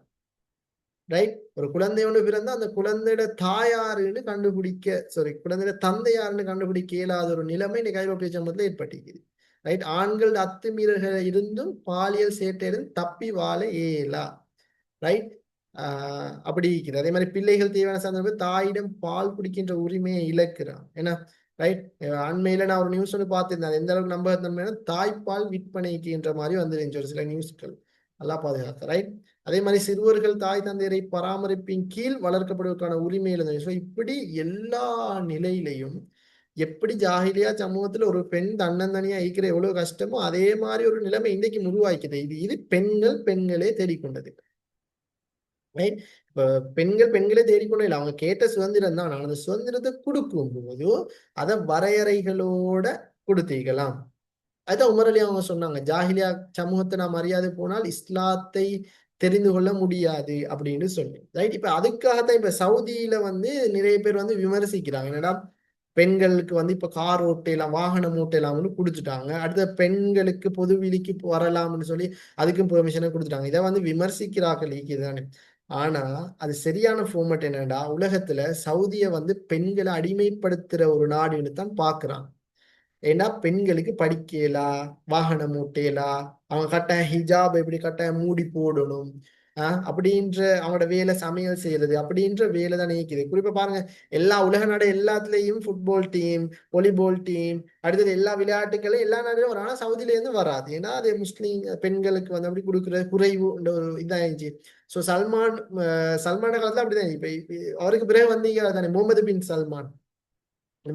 முகமது காலத்துல இப்ப முகமது பின் சல்மான் தானே. அப்ப இவர் என்ன செஞ்சாருன்னா இப்ப வந்து ஒவ்வொரு சட்டங்களை தளர்த்துறாரு. ஆனா இது ஓவர். இப்ப அவரை செஞ்சது சரி, வாகனங்களை பெண்களுக்கு ஓட்டலாம், பொதுவெளியில பெண்களுக்கு வரலாம் என்று இருக்குது. ஆனா அதோட சேர்த்து தியேட்டர் வந்து விட்டாரு. ரைட். அடுத்த ஹெலோன்ற ஒரு ஃபங்க்ஷன், அந்த பேய் கொண்டாடுற ஃபங்க்ஷன், அதை ஒன்று கொண்டாடினாங்க. ஸோ அப்படி ஒரு கொஞ்சம் ஓவரானதான். சுதந்திரம் கொடுத்தே சரி, ஆனா அது அந்த லிமிட் ஒண்டி இருந்தீங்கன்னா அதை கொஞ்சம் ஓவர் ஆயிட்டு போகுது. எப்படியோ ஆனா நாட்டை முன்னேற்றத்துக்காக ஒரு பாடுபடுறாரு. இப்ப போர்ட் சிட்டி மாதிரி ஒரு பெரிய ஒரு சிட்டி ஒன்று அங்க வந்துட்டு அதோட சேர்த்து ஃபிஃபா வேர்ல்ட் கப்பும் 2034 சவுதி அரேபியாவை தான் கொடுத்திருக்கிறாங்க. என்ன நடக்க போகுதோ அதான் அறிவான். ஸோ அப்ப அதை நாங்க தெளிவாக விளங்கி வச்சுக்கொள்ளணும். ரைட். எனவே இஸ்லாத்தை பொறுத்த வரைக்கும் ஒரு வலது கால் செருப்பு இடது காலுக்கு செட் ஆகுமா? செட் ஆகும் இல்ல. ரைட். அது மாதிரிதான் பிள்ளைகள், ஒரு ஆணும் பெண்ணும் சோடியாக இருக்கும் வரை சமூக பங்களிப்பது ஆண்ட வேலையை பெண்ணாலேயோ பெண்ட வேலையை ஆணாலேயோ பூரணமாக்க இயலாது. அப்ப அதை நாங்க விளங்கிச்சோம். ஆணுக்கும் பெண்ணுக்கும் சம பங்குள்ளதை இஸ்லாம் உணர்த்துது. ஆணும் பெண்ணும் சமமாக மதிக்கப்படணும். ரைட். இஸ்லாம் ஆணுக்கும் பெண்ணுக்கும் இடையே உளவியல், உடலியல், பாலுணர்வு சார்ந்த வேறுபாடுகள் இருக்குன்றத மீண்டும் மீண்டும் இஸ்லாம் சுட்டி காட்டுது. ஆண் கூடுதலா பொறுப்பு கூற வேண்டிய விஷயத்துல பெண் குறைவா பொறுப்பு கூறுவார், பெண் கூடுதலா பொறுப்பு கூற வேண்டிய விஷயத்துல ஆண் குறைவா பொறுப்பு கூறுவார். இப்படி இருக்குது. எனவே இருபாலாருக்குமான உரிமைகள் கூடுதலாக, சமமாக, குறைவான என்ற அடிப்படையில தான் வேறுபடுதே ஒழிய ஐரோப்பிய சமூகம் கொடுத்துச்சு ஆணுக்கு என்னெல்லாம் மீக்குதோ பெண்ணுக்கு மீக்குது என்ற மாதிரி இஸ்லாமிய சமூகம் கொடுக்கல. இஸ்லாமிய சமூகம் அழகா சொல்லுது, ஆணுக்கு சில உரிமைகள் ஈக்குது, அதே மாதிரி பெண்ணுக்கும் ஈக்குது. ஆண் கூடுதலாக இருக்கிற விடயத்துல பெண் குறைவு, ஆண் சமமா பெண்ணும் சமம் சில விடயங்கள்ல, சில விடயங்கள்ல ஆண் கூட சில பெண் குறைவு அப்படின்னு எல்லாத்துலயும் ஒரு ஒரு ரொட்டேஷன் மாதிரி தான் போகுது. எனவே இப்ப பாத்தீங்கன்னா குடும்ப செலவினங்கள் அனைத்தும் ஆணை சார்ந்தது. ரைட், குடும்பத்துல வந்து தொழில் செய்யணும், ஆண்கள் வந்து கட்டாயம் தொழில் செய்யணும், வீட்டுக்கு சம்பாரிச்சு கொடுக்கணும். ரைட், அது அது ஆணுக்கு வந்து கட்டாய கடமை. ஆனா பெண்கள் வந்து அது கட்டாயம் இல்லை, விரும்பினா செய்யலாம். கட்டாயம் இல்லை. ஆண் வந்து தொழில் செய்ய டாக்டரோ லோயரோ டீச்சரோ ஏதோ ஆண்கள் வந்து தொழில் செய்யறது கட்டாயம், சல்லி கொடுத்தே ஆகணும். இப்ப அபு சுஃபியானுடைய மனைவி நபியாவிட்ட போய் சொன்னாங்க, யார சொல்லலாம் இவர் வந்து என்ன குழந்தைகளுக்கு செலவழிக்கிறாங்க. அப்புறம் நபி அவங்க என்ன சொன்ன, இந்தாக்கு என்ன சொன்ன, உங்களுக்கு தேவையான பணத்தை அபு சுஃபியானினுடைய பேக்கெட்ல இருந்து எடுத்துங்கன்னு தான் நபி அவங்க சொன்னேன். ரைட், அப்ப அது மிக முக்கியமானது. பெண்களுக்கு தொழில் செய்யலாம், பிரச்சனை இல்லை. இப்ப பெண்கள் டீச்சர் சீக்கிரம் அலுவலகம் தான், நீங்க படிச்ச வாரீங்க, படிச்சுட்டு நீங்க நாளைக்கு ஜொப் போக போறீங்க, நீங்க சம்பாதிக்க போறீங்க. ரைட், இது உங்களோட சாய்ஸ், ஆனா கட்டாயம் இல்லை. ரைட், இது உங்களோட சாய்ஸ், நல்ல. ரைட், எனவே அதை நாங்க தெளிவாக விளங்கி வச்சுக்கொள்ள வேண்டும். எனவே பெண்ணுக்கு அது கட்டாயம் அல்ல. இன்னும் பொருளாதார முயற்சியில ஈடுபடும் உரிமை இஸ்லாம் பெண்ணுக்கு வழங்கிது. நீங்க டாக்டர் சம்பாதிக்கலாம், பிரச்சனை இல்லைன்னா இஸ்லாம் பெண்ணுக்கு வழங்கிக்கு. ரைட், இஸ்லாம் கல்வி கற்றல வேறுபாடு இல்லாம, இது ஆணுக்கு கூட பெண்ணுக்கு குறை, பெண்ணுக்கு குறைவு ஆணுக்கு அப்படி இல்லை. கல்வி கற்றல இஸ்லாம் வந்து ரெண்டு பேருக்கும் ஈக்குவலா தான் பார்க்குது. கற்றவர்களும் கல்லாதவர்களும் சமமாவார்களான்னு சொல்லி குர்ஆன் சொல்லுது. படிச்ச மதீனத்து பெண்களை நபி அவங்க வரவேற்றான். ரைட், மதீனால நிறைய பெண்கள் படிச்சாங்க, அவங்கள நபி அவங்க வரவேற்றான். ரைட், நபி அவங்களோட மனைவிமார்கள் நல்லா படிச்சவர் யாரு,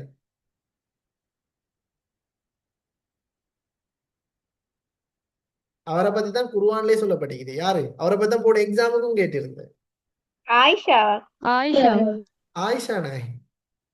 ரைட், ஸோ ஆயிஷா நாயகி நல்ல ஜோக் பிள்ளை. என்னன்னா ஆயிஷா நாயகி எல்லாத்துலயும் ஆல்ரவுண்டர், படிப்புல இதுல எல்லாத்துலயும் வரும். ஒரு முறை எப்படின்னா இந்த விளையாட்டுக்கு இஸ்லாம் முக்கியத்துவம் கொடுக்குற ஒரு முறை எப்படி இருந்துச்சுன்னா, ஆயிஷா நாயகியும் நபி அவங்களும் சஹாபாக்களும் பெய்துட்டிக்கிறாங்க. அதுக்கப்புறம் என்ன செஞ்சாங்க, நபி அவங்க சஹாபாக்களை கொஞ்சம் முன்னுக்கு போக சொன்னாங்க. அதுக்கப்புறம் நபி அவங்களும் ஆயிஷா நாயகி ஒரு ரேஸ் ஒன்று விடுறாங்க. அந்த ரேஸ்ல பெஸ்ட்டுக்கு ஆயிஷா நாயகி பெஸ்ட் வராங்க. அதுக்கு பிறகு திரும்ப இன்னொரு சந்தர்ப்பத்துல அதே மாதிரி பெய்திருக்கிற சாபாக்களை முன்னுக்காக சொல்லி திரும்ப ஒரு ரேஸ் ஒன்றுடா, அதுல நபி அவங்க ஃபர்ஸ்ட் வராங்க. ஸோ இந்த ஸ்போர்ட் மீட், அது ஓட்டப்பந்தயம், இதுகள்ல வந்து இஸ்லாம் கொடுக்குறல முக்கியத்துவம் அப்படின்னு சொல்றதானே. ஸோ இதுகளுக்கெல்லாம் இதெல்லாமே சாட்சி தான். ரைட், அப்ப அதையெல்லாம் நாங்க தெளிவாக விளங்கி வச்சுக்கொள்ளணும். அதே மாதிரி கற்பு, இஸ்லாத்தை பொறுத்த வரைக்கும் கற்பு ஆண் பெண் ரெண்டு பேருக்கும் மட்டும்தான். சாரி, ரெண்டு பேருக்கும் சரிசமம், ரெண்டு பேருக்கும் ஈக்குவல். பார்வையை தாழ்த்து ரெண்டு பேரும் தான், ஆண் மட்டும் அல்ல பெண்ணும் தான். அப்ப அதை நாங்க விளங்கி வச்சுக்கொள்ளணும். இப்ப சில சந்தர்ப்பங்கள்ல பார்த்தோம்னு சொன்னா ஆண் பெண், இப்ப பெண்ணுக்கும் ஆணுக்கும் சில விஷயங்கள் வந்து சரிசமம் இல்லை. சொத்து பங்கீடு, பலதரமான உடை, சாட்சி, இது இந்த 4 விடயங்கள்ல தான் ஆணுக்கும் பெண்ணுக்கும் சமநிலை இல்லை. மற்ற விஷயங்கள் எல்லாம் பெரும்பாலும் சமன் தான். இப்ப பலதரமான, இப்ப நான் ஆணுக்கு 4 திருமணம் முடிக்கலாம், பெண்ணுக்கு முடிச்சேலுமா, ஏலா. ஏலா. ஆண் வந்து டவுசர் மட்டும் ட்ரெஸ் போட்டுட்டு பொது வெளிக்கு வரான், அதே மாதிரி பெண்ணுக்கு டவுசர் மட்டும் போட்டு வரையிலுமா, ஏலா. சோ அப்ப அப்ப நாங்க தெளிவா விளங்கி வச்சுக்கோங்க. அப்ப இந்த மாதிரி விஷயங்கள்ல தான் என்ன செய்யப்படும், சமநிலை இல்லை. ரைட், மத்தபடி எல்லாத்துலயும் சமநிலை தான். அப்ப இதுகளை நாங்க தெளிவாக விளங்கி வச்சுக்கொள்ள வேணும் பிள்ளைகள். சோ அப்ப ஆணும் பெண்ணும் சமன் தான். ஆனா ஒரு சில விஷயங்கள்ல ஆணுக்கு கூட பெண்ணுக்கு குறை, பெண்ணுக்கு கூட ஆணுக்கு குறை அப்படின்ற இருக்குது. இதெல்லாம் நாங்க தெளிவாக விளங்கி வச்சு. எனவே இஸ்லாம் பெண்களை அடிமைப்படுத்துற மார்க்கமா என்ற ஒரு கேள்வி கேட்டா நீங்க என்ன சொல்லுவீங்க? இல்ல. இல்ல. பெண்களுக்கு டாக்டர் ஆகலான்னு இஸ்லாம் சொல்லிக்குதா? இல்ல. லோயர் இல்ல. ஆகலான்னு சொல்லிக்குதா? இல்ல. கம்பெனி மேனேஜர் ஆகலான்னு சொல்லிக்குதா? இல்ல. வெளிநாட்டு பிரயாணம் செய்யலான்னு சொல்லிக்குதா? இல்ல. சம்பாதிக்க ஏலா, லட்சக்கணக்கில் கோடிக்கணக்கில் சம்பாதிக்க ஏலான்னு சொல்லிக்குதா? இல்ல. எல்லாம் மேலும். ரைட், எனவே இஸ்லாம் பெண்களை அடிமைப்படுத்துற மார்க்கம் என்று கேட்டா அது முற்றிலும் தவறான உண்டு. ஆனா சில இடங்கள்ல என்ன செய்யறாங்க, இந்த இடத்துல சொல்லல, அந்த ஏரியா பிள்ளைகள் மீட்பீங்க, சில இடங்கள்ல என்னன்னா பிள்ளைகள்ல வந்து படிக்க வைக்கிறல்ல. நான் கிளாஸ் டைம்ல கூட என்ன கிளாஸ் டைம்ல எங்கட யூனிவர்சிட்டியில இருக்குது. இப்போ எங்கட யூனிவர்சிட்டியில என்னன்னா ஒரு சில பிள்ளைகள் 400 பேர்ல ஒரு சில பிள்ளைகள் வந்து ஒரு மாசத்துல நின்றுட்டாங்க. ஃபர்ஸ்ட் இயர்ல இப்போ ஃபைனல் இயர்ல ஈக்கிறேன் நாங்க. அப்ப நாங்க இப்போ ஆரம்பிச்சு இப்ப லிஸ்ட்டை பார்த்தோம் 400 பேர் சேர்ந்தோம். இப்போ பார்த்தா ஒரு 350 பேர் தான். மீதி 50 பேர் எங்க கொஞ்சம் ரிசர்ச் பண்ணி பார்க்க தேடி பார்க்கட்டு ஃபர்ஸ்ட் இயர்ல ஒரு பிள்ளை வந்து இது ஒரு 10 நாள் ஒரு பிள்ளை, இன்னொரு பிள்ளை ஒரு மாசம், இன்னொரு பிள்ளை 2 மாசம் நின்றுட்டு. என்ன காரணம் கேட்டா வீட்டுல பெர்மிஷன் இல்லையா படிக்கிறது. ரைட். அப்ப இவ்வளவு நாளும் படிச்சது என்னதுக்கு? அப்ப ஏ லெவல் கஷ்டப்பட்டு படிக்காம இருந்திருக்கலாமே யூனிவர்சிட்டி. ரைட். அப்படியே லீக்குது பிள்ளை. ஸோ யூனிவர்சிட்டியில சுச்சுவேஷன் வேற. அப்ப அப்படியே மீக்குது. இங்க வந்தா அது அது ரெண்டும் மீக்குது. நம்மட பாதுகாப்பு நம்மட கையில ஈக்குது. யூனிவர்சிட்டி வந்தா யூனிவர்சிட்டியில எல்லா சுச்சுவேஷனும் மீக்குது தான். அதுல இருந்து பாதுகாப்பாய்க்கிறது ஒவ்வொருத்தரோட கையில தான் நீக்குது. ரைட். ஏன்னா அங்க யூனிவர்சிட்டின்றது பல்கலைக்கழகம், எல்லாத்துக்கும் வழிகாட்டும். ரைட். நீங்க விளையாடணுமா வழிகாட்டும், நீங்க சுத்தி திரியணுமா வழிகாட்டும், குடிக்கணுமா அதுக்கு கூட வழிகாட்டும். எல்லாம் ஓப்பன். அங்க அவங்கள கட்டுப்படுத்துறதுக்கு ஒருத்தர் இல்லை, எல்லாமே ஓப்பன் தான். நீங்க லவ் பண்ணணும்னாலும் அதையும் பார்த்துட்டு இருப்பாங்க. ஒருத்தர் கொண்டுக்கும் ஒன்றும் செய்யலை. ஏன்னா பல்கலைக்கழகம், எல்லா கலைகளும் நீக்கக்கூடிய, நீங்க என்ன வேணாலும் செய்யலாம், பிரச்சனை இல்லை. ரைட். ஸோ அப்படியே லீக்குது. ஸோ அப்படி இஷ்யூவில் கேள்விப்பட்டும் வீட்டால அந்த பிள்ளைகளை நிறுத்தி யூனிவர்சிட்டி எல்லாம் தேவையில்லை என்று நிறுத்தினாங்களோ தெரியாது. அப்படியே மீக்கலாம். பட் என்ன அந்த கருத்தொன் நீக்கிதானே பெண்கள் படிக்க தேவையில்ல அப்படின்றது. அப்படி அல்ல, பெண்கள் படிக்கலாம். சரி. அப்ப இது மிக முக்கியமானது. பெண்கள் ஒரு நாளும் தரக்குறைவா பேச இயலாது, பார்க்க இயலாது. குறிப்பா அதே சேம் டைம்ல பெண்களோட விஷயங்கள்ல இந்த பெண்களோட குறைகளை துருவி துருவி ஆராயவும் கூடாது. சரிதானே? ஏன்னா அது மிக பாரதூரமான ஒன்று. பெண்களோட குறைகளை துருவி துருவி ஆராய கூடாது. அது நல்லமில்லை. ஏன்னா பெண்கள் லைஃப் ஃபுல்லா இப்ப பார்த்தேன், இப்ப அந்த பீரியட்ஸ் அந்த வலிக்குது தானே, அது ஒவ்வொரு மாசமுமே பெண்கள் அனுபவிச்சுட்டு வராங்க. அது மாதிரி வலி ஆணுக்கு வந்தா தெரியுமா பெண்கள் அனுபவிக்கிற வலி எவ்வளவு சொல்லி. ஏன்னா அந்த பீரியட்ஸ் வலிகள் வந்தா சாப்பிட இயலாது, ஒரு இடத்துக்கு போக இயலாது, தொலை இயலாது, அப்படி நிறைய இஷ்யூ இருக்குது. எப்படியுமே ஒரு மாசத்துல அந்த வலியை ஒரு பெண் அனுபவிக்கிறாள் தானே. ஆனா அதே வலி ஆண் அனுபவிக்கிறேன்னு அப்ப விலங்கும் ஆணுக்கு அப்படின்னு சொல்லி.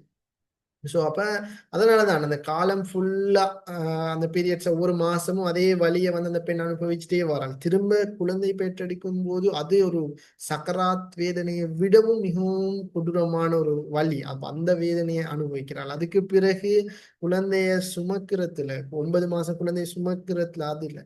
ரைட். அப்ப அப்படி எல்லாமே ஈக்குது. அப்ப காலம் ஃபுல்லா பெண் இப்படியான வலிகள் அனுபவிச்சுட்டு தான் வர்றாங்க. அதனால்தான் பெண்கள் மதிக்கப்பட வேண்டியவர்கள், பெண்களுக்கு கண்ணியம் கொடுக்க வேணும். அவங்களோட குறைகளை துருவி துருவி ஆராயிறது நமக்கு நல்லமல்ல, பொருத்தமானது அல்ல. ரைட். ஏண்டா அது மிக முக்கியமானது. உங்களுக்கு தெரியும், ஒரு சஹாபி என்ன செஞ்சா, யார சொல்லலாம் நான் விபச்சாரம் செஞ்சிட்டேன் அப்படின்னு சொல்லி, யார சொல்லலாம் நான் விபச்சாரம் செஞ்சிட்டேன் அப்படின்னு சொல்லி. அதுக்கு பிறகு நபி அவங்க சொன்னாங்க இல்ல, முவாஷிர் அலி அவங்க தான் சொன்ன நான் விபச்சாரம் செஞ்சுட்டேன். அப்புறம் நபி அவங்க சொன்னாங்க இல்ல, நீங்க விபச்சாரம் செஞ்சிருக்க மாட்டீங்க, நீங்க முத்தமிட்டு இருப்பீங்க அப்படின்னு சொல்லி.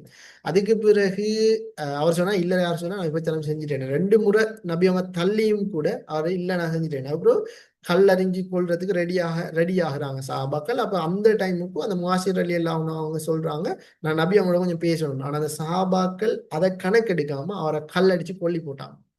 அதுக்கப்புறம் இந்த செய்தி நபி அவங்களுக்கு வருது. அப்புறம் நபி அவங்க சொன்னாங்க ஏன் நீங்க கொன்னீங்க, எனக்கிட்ட ஒரு வார்த்தை சொல்லியிருக்க போறான்னு சொல்லி அவங்களுக்கு இது பண்ணாங்க அந்த சஹாபாக்கள்.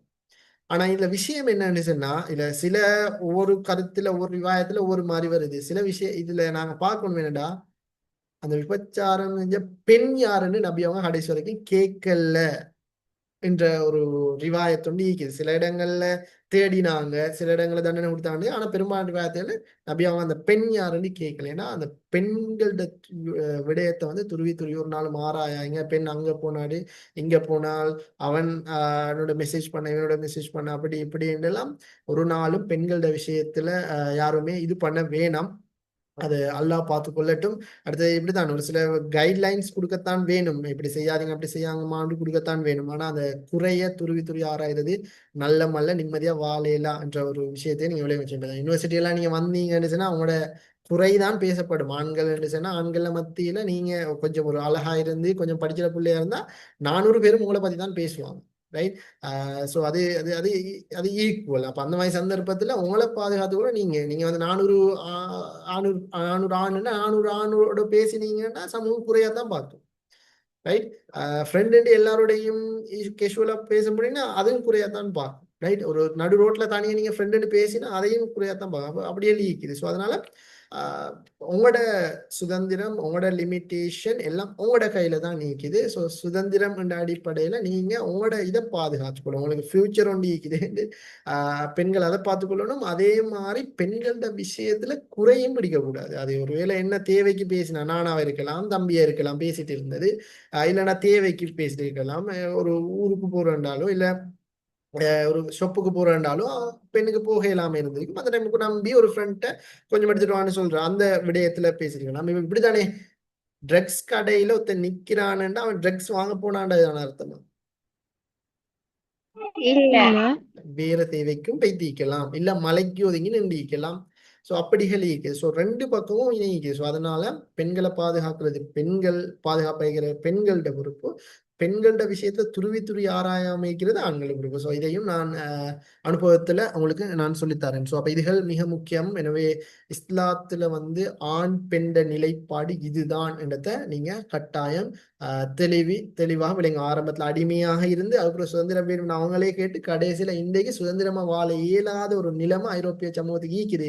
இந்த சிச்சுவேஷன்ல இருந்து இஸ்லாமிய சமூகம் எப்படி வேறுபடுது, இஸ்லாம் எப்படியான சுதந்திரங்களை கொடுக்குது, பெண்களை எப்படி கண்ணியத்தை கொடுக்குதுன்றதெல்லாம் நாங்க இப்ப பார்த்திருந்தோம். அதெல்லாம் நீங்க தெளிவாக விளங்கி வச்சுக்கொள்ளுங்க. அதே மாதிரி குடும்ப உருவாக்கத்துல ஆண் பெண் ரெண்டு பேருமே, ஆணும் பெண்ணும் இருந்தா தான் குடும்பம் ஒன்று உருவாகும். ரைட். ஒருத்தரால குடும்பம் உருவாக இயலாது. ரைட்.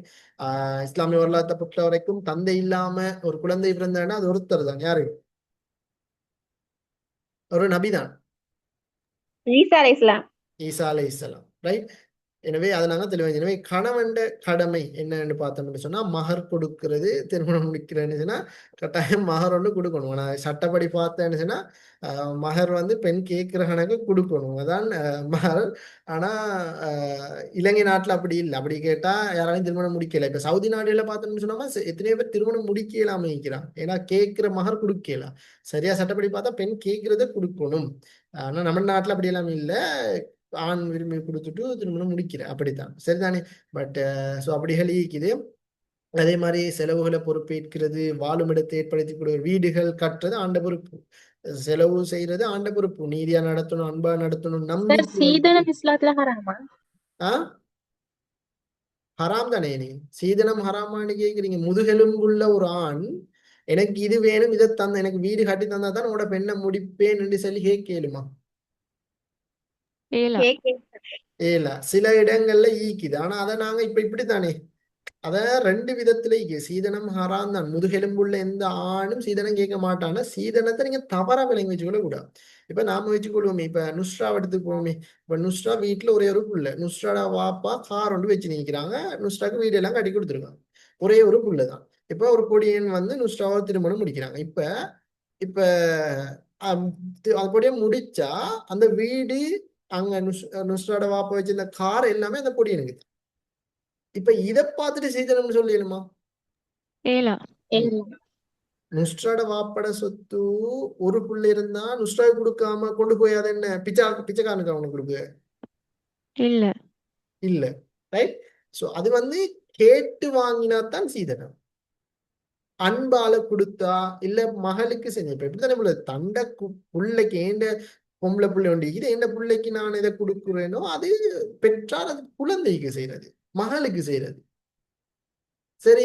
இப்ப நான் சில இடங்களை கண்டிக்கிறேன். இப்ப ஒரு பொடியன் சும்மா யூனிவர்சிட்டி வரேன். இப்ப எங்கட பேச்சுல நான் கண்டது தானே, எங்கட பேச்சுல ஒரு பொடியன் நிற்கிறான், அவனுக்கு ஜாப் ஒன்றும் இல்லை, அவன் படிச்சுட்டு இருக்கிறான். அவன் முடிச்ச புள்ள நல்ல பணக்கார புள்ள. இப்ப முடிச்ச உடனே அந்த பிள்ளைக்கு வந்து கார் இருக்குது, வீடு இருக்குது. அப்ப என்ன செஞ்சான், கொஞ்ச நாள் அப்படியே இருந்தான். அப்படி இருந்துட்டு ஒன்றுமே ஓட்டுறது பைக்காலும் இல்லை. இப்ப முடிச்சதுக்கு பிறகு கார்ல வந்தான். எல்லாரும் சொன்னாங்க சீதனம் பண்ணிட்டு. இப்ப சீதனமா? இல்ல. ஏ ஏ ஏண்டா அது வந்து அவனோட அவங்களுக்கு மகளுக்கு மட்டும் கொடுத்திருக்கலாம். கொடுத்திருப்பாரு, அதனால அது சீதனம் எஸ், இல்ல. அது மகளுக்கு கொடுக்கிறது. மகள சொத்தை இப்ப எப்படி தானே பிள்ளைக்கு வாப்பட சொத்தை மகளுக்கு கொடுக்காம ரோட்ல போறாங்களுக்கு கொடுக்குறேன்னு கேக்குறேன் நான். இல்ல இல்ல சார். இல்லம்மா. சோ அது வேற. ரைட். அது மகளுக்கு தான் அவங்க செய்யற, மருமகனுக்கு இல்ல. மகளுக்கு செய்யறது மகளினோட மருமகளுக்கு போகுது. அது வேற. நீங்க எனக்கு கார் ஒன்று வாங்கி தந்தா தான் உங்களோட மகளை நான் முடிப்பேன். Right right. எனக்கு வீடு கட்டி தந்தா தான் உங்களோட மகனை நான் முடிப்பேன் அப்படின்னு அந்த கேட்டு வாங்குறோம் இல்லையா, அதுக்கு பேர் தான் என்ன? சீதனம். சீதனம். இது எங்கால இருக்குன்னு சொல்லி எல்லாருக்குமே தெரியும் கூடுதலா. சரி, இது எல்லா சைட்லயும் நீக்கிறாங்க. ஸோ அதனால விளங்கி வச்சுக்கோங்க. சரி. எனக்கு தெரியல.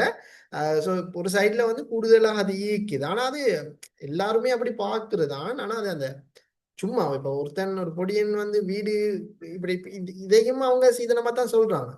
ரைட். நான் இப்ப சொன்னேன் அந்த கதை. கார் ஒரு பொடி யூனிவர்சிட்டி எங்களோட இருந்தா திடீர்னு முடிச்சதுக்கு கூட கார்ல வராண்டு. அப்ப அதை பார்த்துட்டு அடைய அந்த சீதனம் வண்டி போகுதுன்னு சொன்னாங்க. அந்த கதையை சென்னதுக்கும் அந்த பொடியன் தான், அந்த ஏரியா பொடியன் தான். அதை சென்னேன். ஏன்னா அவனுகள் வந்து அப்படியே இசைவாக்கம் அடிச்சிட்டாங்க. நானும் கேள்விப்பட்டிருக்கேன் இந்த ஈஸ்டர்ன் சைட்ல வந்து கொஞ்சம் அப்படி இருக்கு. ஓ, அதுக்கு பிறகுதான் நான் அடே அது சீதனம் இல்ல மச்சான், சீதனம் இல்லடா, அது அவங்களோட வீட்டால மகனுக்கு கொடுத்தது, இவன் கேட்டு வாங்கலடா, அது கொடுத்தது. அப்புறம் ஐன கொஞ்ச நேரம் அவனுக்கு அதை எக்ஸ்பிளைன் பண்ண வேண்டிய ஒரு நிலைமை எங்களுக்கு எல்லாம். அப்புறம் அதை பிற சீதனம் இல்லாம போகும். அந்த சீதனம் தானே அப்ப அவனுக்கு அறவர் மட்டுக்கு நாங்க பயம். அப்ப அப்படி ஸோ அப்ப அந்த இந்த சைடு இப்ப ஈஸ்டர்ன் சைடு எல்லாமே நாங்க அப்படி சீதனம்னு பார்க்கல. அது சிலது வந்து மகளுக்கு செய்யறது அது. அப்ப அதை நாங்க சீதனம்னு பார்க்கல. நாங்க பார்க்கணும். முதலாவது கார் எடுத்து ஓடினோம்னா சீதனம் வண்டியில போமா பார்க்கணும். மகளுக்கு கொடுத்ததா இல்ல இவன் கேட்டெடுத்ததான்னு. கேட்டெடுத்தா அது சீதனம், கேட்காம மகளுக்கு கிடைக்குமா இருந்தா சீதனம். இதுக்கு நல்ல ஜோக் ஒன்று கிடைக்குது போல. இப்ப யாராலும் கேட்பாங்களா? இப்ப நீ போட்டிக்கிற ஒன்றும் தேவையில்ல, நீ போட்டிக்கிற நகைய புட்டு வீசிரு, தானம் செஞ்சிரு, அடுத்தது உனக்கு வாகனம் இருந்தா தானம் செஞ்சிரு, தானம் செஞ்சு நீ என்னோட வாழ்வோம், ரோட்ல பிச்சை எடுத்து வாழ்வோம். அப்ப இது நல்லமா? இல்ல இல்ல. ஸோ அப்படியெல்லாம் மீக்குது போல. ஸோ அதனால நல்லா மீக்கணும். கேட்டு வாங்கினாத்தான் சீதனம், கேட்காம கிடைச்சா அது மகளுக்கு செய்யறது, அது மகனுக்கு செய்யறது. அப்ப அந்த சீதனத்தை தெளிவா விளங்கி வச்சுக்கணும். சீதனம் தெளிவில்லாம நாங்க பேசக்கூடாது. கிளியரா சீதனம் என்னன்னு?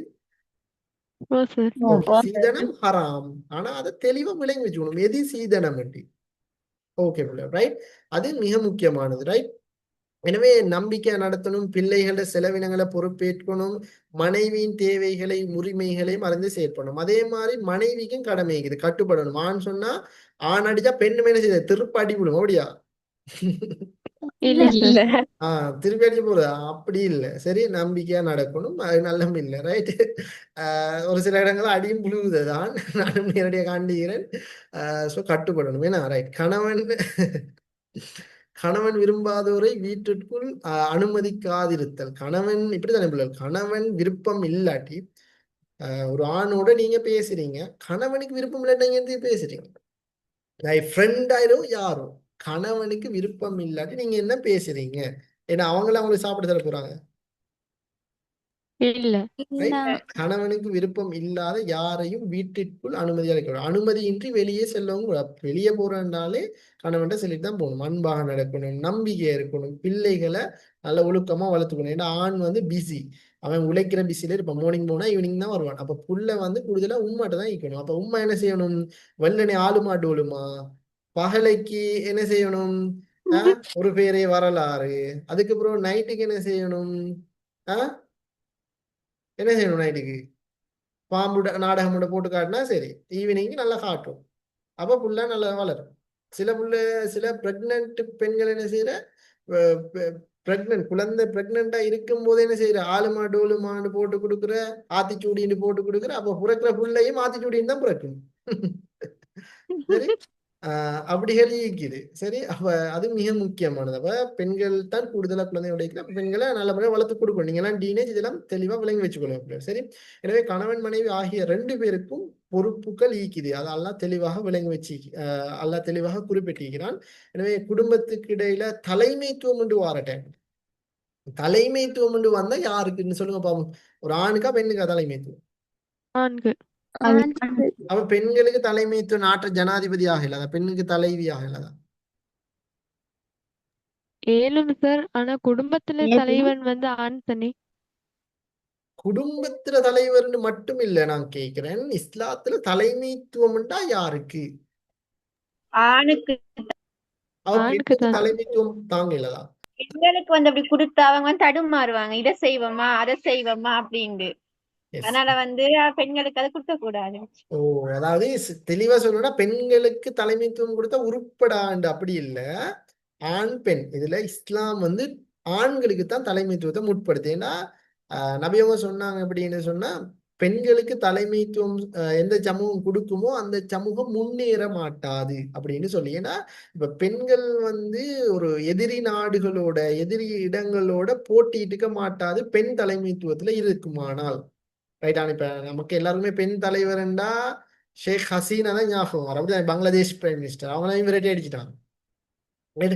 அவன் வந்து நல்ல நாட்டை செஞ்சிக்கிறான். ஆனா இஸ்லாத்தை பொறுத்த வரைக்கும் இஸ்லாம் சொல்லிக்குது ஆணுக்கு தான் தலைமைத்துவம், ஆண்களே பெண்களை நிர்வகிக்க போறாவர் அப்படின்னு சொல்லி. ரைட். ஆண்களுக்கு தான் முக்கியத்துவம் இருக்குது என்றதை நீங்க இந்த இடத்துல தெளிவாக விளங்கி வச்சுக்கொள்ள வேணும் புள்ளகள். ரைட். எனவே இதுதான் ஆண் பெண் பற்றிய கடமை பொறுப்புகள். அதே மாதிரி அதே ஆண் பெண்ணும் சமூக உருவாக்கத்தை பொறுத்த வரைக்கும் ஆண்கள் ஜமாத் தொழுகைக்கு பள்ளிக்கு போறோம்னா பெண்களுக்கு கடமை அல்ல, ஆனா விரும்பினா போகலாம். ரைட். ஆண்கள் வந்து ஜிஹாத் இந்த வேர்டு வந்து இப்ப இந்த இடத்துல யூஸ் பண்ணே இல்லாது, அதை நீங்க நார்மலா வாசிச்சு கொள்ளுங்க. அதே மாதிரி பெண்கள் சமூக பணிகள்ல ஈடுபட அனுமதிக்கவில்லை. அப்படி இல்லை, ஆண்களுக்கு ஈடுபடுற மாதிரி பெண்களுக்கும் ஈடுபடலாம். ஒரு விமர்சனங்கள் ஈக்குது. ஆண்களுக்கு எல்லைகள் ஈக்கிற மாதிரி பெண்களும் ஈக்குது. பாருங்க நபி அவன் சொல்லிக்கிறான் ஹதீஸ் ஒன்று, நாட்டின் தலைமைத்துவத்தை பெண்களின் கைகளில் கொடுத்த சமூகம் வெற்றி பெறுவது இல்லை. ஆணுக்கு தான் தலைமைத்துவத்தை முற்படுத்திக்குது. ஆனா பெண்ணுக்கும் தலைவர் ஆகலாம், பிரச்சனை இல்லை. ஆனா தலைமைத்துவம் வரும்போது இஸ்லாம் ஆணுக்கு தான் முன்னுரிமையை கொடுத்திக்குது. ரைட். அப்ப இது மிக முக்கியம். எனவே இஸ்லாத்துல பெண்ணிற்கு இஸ்லாம் பல சமூகத்துல பல பாதுகாப்பையும் கண்ணியத்தையும் கொடுத்திக்குது. ஆரம்ப காலத்துல ஆணாதிக்க சிந்தனையில இருந்தாங்க. பெண்கள் பிறந்தாலே கொடுமைப்படுத்தினாங்க, கொலை செஞ்சாங்க. ஆனா அதுல இருந்து பெண் என்ன செஞ்சா, அதுல இருந்து மீண்டு வந்தாங்க. ஏன்னா தன்னந்தனியாக பயணம் செய்யும் அளவுக்கு பாதுகாப்பு. ஆரம்ப காலத்துல ஜாஹிலியா காலத்துல ஒரு வீட்டிலும் கொஞ்ச நேரம் பெண்ணுக்கு இருக்கல இருந்தா கேஸ் ஒன்று ஆயிடும்.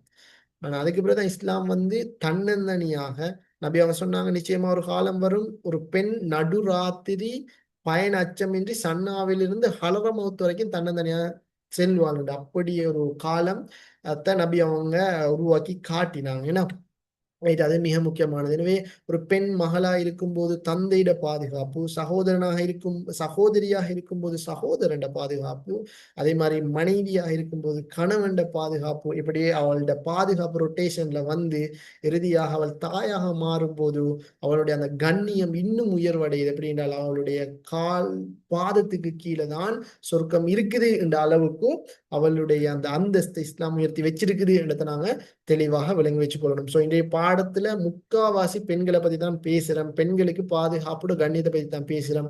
எனவே பெண்களுக்கு கூடுதலான பாதுகாப்பையும் கண்ணியத்தையும் இஸ்லாம் வழங்கிக்குது. இஸ்லாம் அடிமைப்படுத்துறதுக்கான மார்க்கம் இல்லை என்றதை நீங்க இந்த இடத்துல விளங்கி வச்சுக்கொள்ள வேணும் பிள்ளைகள். ரைட்.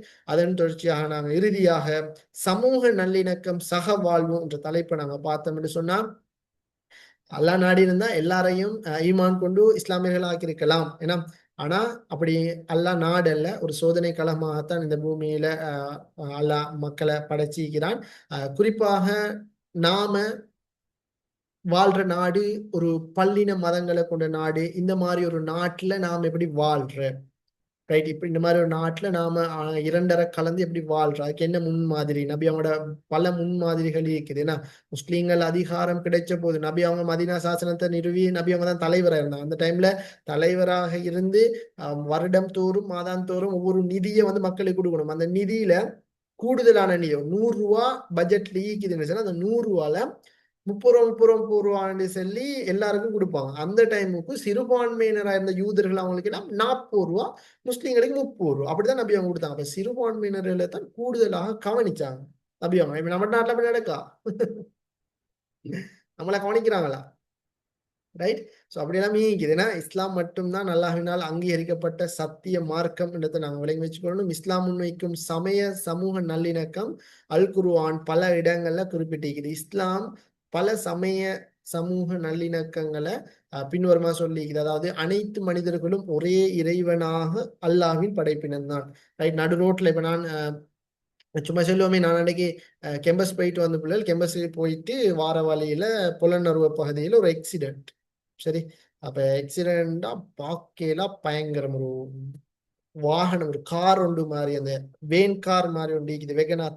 அது வந்துட்டு இருக்குது. வந்த டைம்ல ஒரு பெண் வந்து பல்சர் பைக்ல, ஒரு சிங்கள பெண் ஒன்று தான், பௌத்த பெண் ஒன்று வந்து அப்படியே இடி வைக்கி அந்த கார்ட முன் கலண்டு போய் இவ அப்படியே பிறண்டு போய் வந்து விழுந்தா. அவ சரியான ஸ்பீட்ல வந்து நடு ரோட்ல, தார் ரோட்ல, அந்த மெயின்ல புலனறுவ அந்த மெயின்ல பராக்கிர பவன் ஏரியால தான் மெயினா நடந்து. எல்லாரும் கூடிட்டாங்க. அப்ப கூடி 2 பேருக்கு வெரி சீரியஸ் ஹாஸ்பிட்டல் கொண்டு போய். அப்ப இந்த பெண் வந்து தூக்கு கத்துற, அசைக்காதீங்க, எனக்கு கொஞ்சம் ஒரு குண்டான ஒரு பெண்ணுன்றதால அசைக்க இல்லாது இது பண்ணுங்க. இப்ப நான் கேட்கிறேன், அந்த இடத்துல இருந்த எல்லா பௌத்த மக்களும் என்ன செஞ்சாங்கன்னா, அவங்க யாரு என்னன்னு தெரியா, அந்த பெண் சொந்தக்காரர்கள் யாரு, ஏன்னா பெண்ணுக்கு பேசலாம். இன்னும் கொஞ்சம் லேட் ஆயிடுச்சுன்னா, ஏற்கனவே 20 நிமிஷம் லேட் ஆயிட்டு அவன் குயிக்கா ஹாஸ்பிட்டல் கொண்டு போனா உயிர் போய்த்திடும்.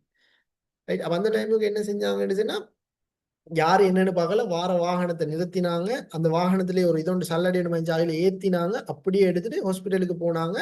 அப்ப நான் இதுல சொல்ல வர என்னடா, ஹாஸ்பிட்டலுக்கு கொண்டு போறதுக்கு 2-3 பேர் வந்தாங்கல்ல, அவங்களுக்கும் அந்த பெண்ணுக்கும் எந்த சம்பந்தமும் இல்லை. அவங்க யாருன்னு இவருக்கு தெரியாது, இவங்க யாருன்னு அவங்களுக்கு தெரியாது. அந்த லொரி வந்து எங்கேயோ ஒரு பயணம் போன ஒரு லொரி, அதுல நிறுத்தி தான் கொண்டு போனோம். அப்ப நான் கேட்கிறேன், இப்ப இந்த மாதிரி ஒரு நிலைமை முஸ்லீம் சமூகம் இருக்கிற ஒரு ஏரியால நடந்தா என்ன செய்வாங்கன்னு நான் கேட்கிறேன். என்ன செய்வாங்க சொல்லுங்க பிள்ளைகள். இந்த ஏண்ட எக்ஷன் மாதிரி இருப்பாங்களா எல்லாரும்? கவுன்சிலர் அதை பக்கம் போக மாட்டாங்க, போலீஸ் கேஸ் ஆயிருமே அப்படின்னு. அப்படிதான் நீப்பாங்க. சரி, இதுதான் பெரும்பாலும் நடக்கிறது. அதான் நிலைமையும் கூட. ஸோ அப்ப நாங்க விளங்கணும் என்னன்னா, இஸ்லாம் வந்து ஆணுக்கு வந்தா ரத்தம், பெண்ணுக்கு வந்தா தக்காளி தக்காளி சட்னி. சட்னி. ஓ, தக்காளி சட்னி. அப்படியா? இல்ல, எல்லாருக்கும் ரத்தம் தான். நமக்கு வந்தா ரத்தம் சிவப்பு கலர், அவங்களுக்கு வந்தா ரத்தம் அப்ப என்ன கலர்? சிவப்பு சிவப்பு தான். கலர். ஓ, பச்சை கலரா? சிவப்பு. ரைட். எனவே மனிதர்கள் அனைவரும் ஒரே இனம், அல்லாவின் படைப்பினம். உலகில் அனைத்து மனிதர்களையும் அல்லாஹ் கண்ணியப்படுத்திக்கிறான். அதே மாதிரி கொள்கை சுதந்திரம். லக்கும் தீனுக்கும் வலியதி. லக்கும் தீனுக்கும் வலிய தீன். உங்களுடைய மார்க்கம் உங்களுக்கு, என்னுடைய உங்களுக்கு மார்க்கம் நமக்கும் எனக்கு. எனக்கு. இந்த கருத்து எதை சொல்லுது? மத அடிமைத்தனத்தையா? மத இல்ல, சுதந்திரம். தீன மார்க்கத்தை வந்து பின்பற்ற. ஓ, மத சுதந்திரம். லக்கும் தீனுக்கும் வலிய தீன். அதே மாதிரி மனித குலத்துக்கு நன்மை செய்வது ஒவ்வொரு மனிதர் மீதும் கடமை. ரைட். எல்லா மனிதர்களும் சகோதரர்கள் தான். எல்லா மனிதரும் அடிப்படையில நல்லவங்க தான். அவங்க நல்லவராவதும் கெட்டவராவதும் தாய் தந்தை அன்னை வளர்ப்பிலே இருக்கிற மாதிரி பன்மைத்துவம் இறை நியதிகள்ல உண்டு. அதே மாதிரி பரஸ்பர உதவிகளை செய்யணும். அது யாரா இருந்தாலும் சரி, அவங்க நோயோ கஷ்டமோ ஏதோ இருந்தாலும் இருக்கா. இப்ப இதுல வந்து நான் இதை படிச்சு கொடுக்குற டைம்ல ஒரு பிள்ளை கேட்டாங்க, சார் அவங்களோட கல்யாண வெட்டிங்க்கு எல்லாம் கூப்பிட்டாங்க சார், போகலுமா சார்? நாங்க ஒருவேளை பண்டிகைகளை ஆக்கி வச்சுப்பாங்களோ தெரியாம பயமாக்கு. கூப்பிட்டா போங்க, போகாம இருக்கணும். போங்க, போய் சாப்பிடுறது சாப்பிடாதும் உங்களோட கையில ஈரு. ரைட். இப்ப நானும் கூட தான், நானும் பேசிக்கிறேன். எனக்கு கொஞ்சம் பயந்தான், ஒருவேளை வச்சுக்கிறாங்களோ தெரியாது சரி. அப்ப அதுல இருந்து கொஞ்சம் தவிர்த்து கொள்றேன். ரைட். ஸோ கூப்பிட்டா போகணும், சாப்பிட்டு சாப்பிடாதும் உங்களோட கையில ஈக்கு. ரைட். ஸோ அப்போ அதை பரஸ்பர உதவிகளை செய்யணும். அதே மாதிரி யாவருக்கும் பொதுவான முறையில நீதி செலுத்தப்பட எல்லாருக்கும் ஒரு சட்டம் தான். அவங்களுக்கு வேற இவங்களுக்கு வேற, எல்லாருக்கும் ஒரு சட்டமாகத்தான் ஈக்கணும். ரைட். அதே மாதிரி கரைந்து விடாமல் கலந்து வாழ்றது. கரைந்து விடாமல் கலந்து வாழணும். அப்படின்னா இப்ப அவங்களோட பழக்க வழக்க ஒழுங்கா பார்த்தா நம்மளோட பழக்க வழக்கம் தான் அவங்களுக்கு போகணும். ஆனா இன்னைக்கு நம்ம நாட்டுல என்ன செய்யப்பட்டிருக்குது? இந்த பர்த்டே கொண்டாடுறது முதலாவது இஸ்லாத்துல இருக்குதான். இல்ல, இல்ல, ஆனா இன்னைக்கு கொண்டாடுறோம். அது எங்க இருந்து வந்து அந்நிய கலாச்சாரத்தை. அந்நிய கலாச்சாரத்தாக்கம். இதெல்லாம் அவங்கள்ட்ட இருந்தா வந்து. அப்ப அதான் இஸ்லாம் சொல்றது, கரைந்து விடாமல் அவங்களோட கலந்திக்கணும். ஆனா கரைஞ்சிடப்போறா. ஆனா இன்னைக்கு என்ன செஞ்சுட்டேன் நாம? கலந்தத்தோட சேர்ந்து கரைஞ்சிட்டேன். கரைஞ்சும் வைத்து எல்லாம் கரைஞ்சு வைத்து அது மாதிரிதான். ஆனா அவங்க கரைஞ்சிட்டாங்களா?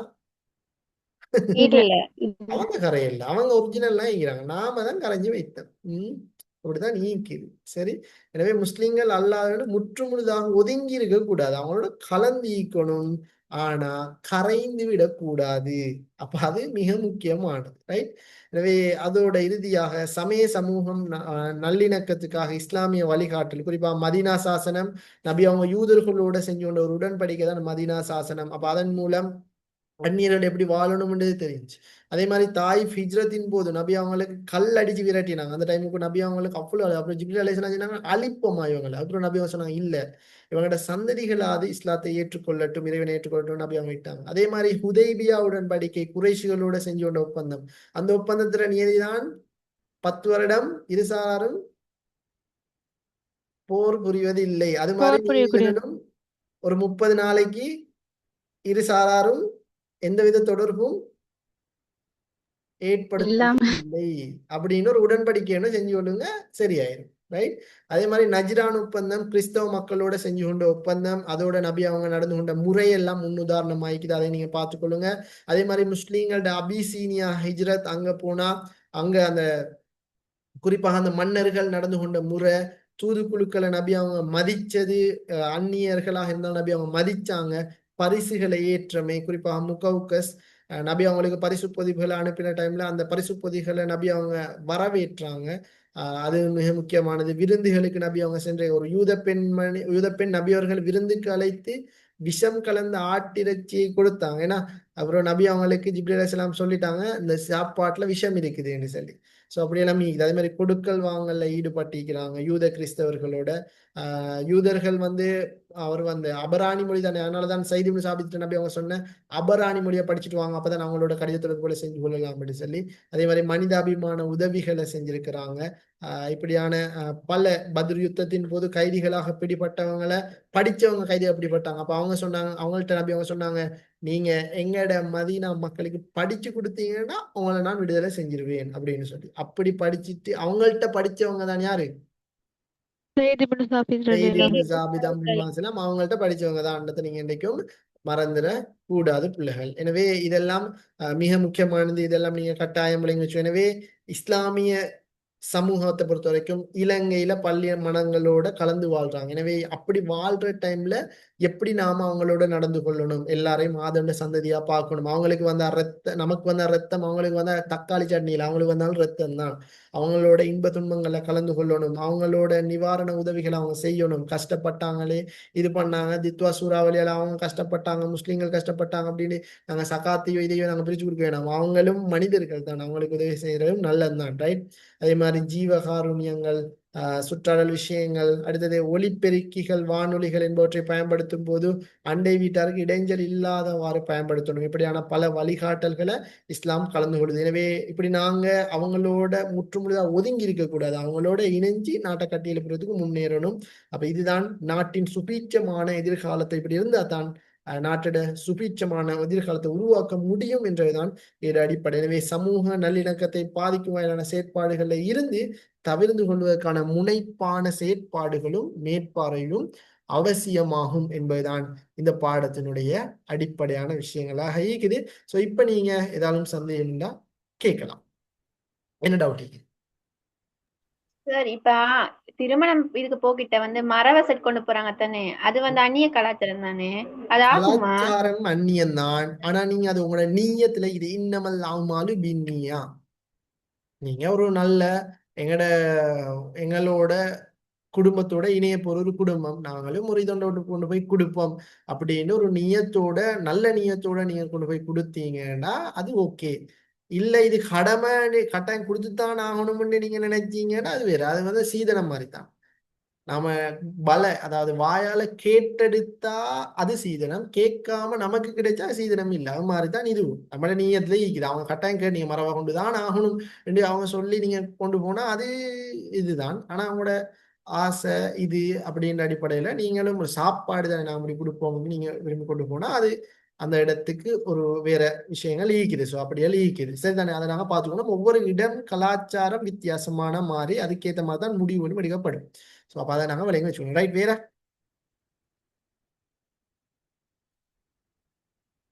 வேற எதுவும் டவுட்? ஓகே புள்ள, நேரம் சரி, நாங்க அப்ப சமரியில் போமா? Okay sir. ஓகே சரி பிள்ளை நாங்கள் இப்போ சார். இன்றைய பாடத்துல சமரிவுக்கு நாங்கள் போவோம். ஸோ நாங்கள் இப்போ இன்றைக்கு இந்த 8வது யூனிட்டை நாங்கள் வெற்றிகரமாக நிறைவு செஞ்சிருந்தோம். ஸோ யூடியூப்ல லைவ்ல நீங்கள் எல்லாரும் பார்த்துட்டு இருக்கிறீங்க. ஸோ முஸ்லீம் சமூகத்தில் தனிமனித குடும்பத்தின பங்கு சம்பந்தமாக முஸ்லீம் சமூகத்தில் தனிமனித குடும்பத்தின பங்கு எப்படி இருந்ததுன்னு பார்த்திருந்தோம். சமூக உருவாக்கத்துல பெண்களோட பங்களிப்பு எப்படின்றத நாங்கள் பார்த்திருந்தோம். இலங்கையில் சகவாழ்வை கட்டியெழுப்புவதற்கான வழிமுறைகள் என்னன்றதையும் நாங்கள் பார்த்திருந்தோம். குறிப்பா இந்த இடத்துல யூடியூப்ல லைவ் பார்த்துட்டு இருக்கிறவங்க என்னை வந்து சம்மந்தம் நிற்கிற பிள்ளைகள் எல்லாருக்கும் இந்த பாடம் விளங்கியிருக்கும் நான் நினைக்கிறேன். ஸோ பாடத்துல ஏதாவது சந்தேகம் இருக்குமா இருந்தால் யூடியூப்ல கீழே கமெண்ட் செக்ஷன் ஒன்று இருக்கும். அந்த கமெண்ட் செக்ஷன்ல இந்த வீடியோ நல்லா இருந்துச்சா இல்லையா, இல்லாட்டி ஏதாவது குறை இருந்துச்சா, இல்லாட்டி இதுல ஏதாவது உங்களுக்கு டவுட் இருக்குதாண்டா நீங்க கமெண்ட்ஸ் போடுங்க. நான் அந்த கமெண்ட்ஸை பார்த்துட்டு கட்டாயம் ரிப்ளை தருவேன். இதோட பாடத்தை முடிச்சுக்கொள்வோம். மீண்டும் 9வது யூனிட்ல இன்னொரு நாள் சந்திப்போம். அஸ்ஸலாமு அலைக்கும் வரஹ்மத்துல்லாஹி வபரகாத்துஹு. அன்பார்ந்த மாணவர்களே. வலைக்கும் அஸ்ஸலாம் வரஹ்மத்துல்லாஹி வபரகாத்துஹு. அஸ்ஸலாமு வரஹ்மத்துல்லாஹி.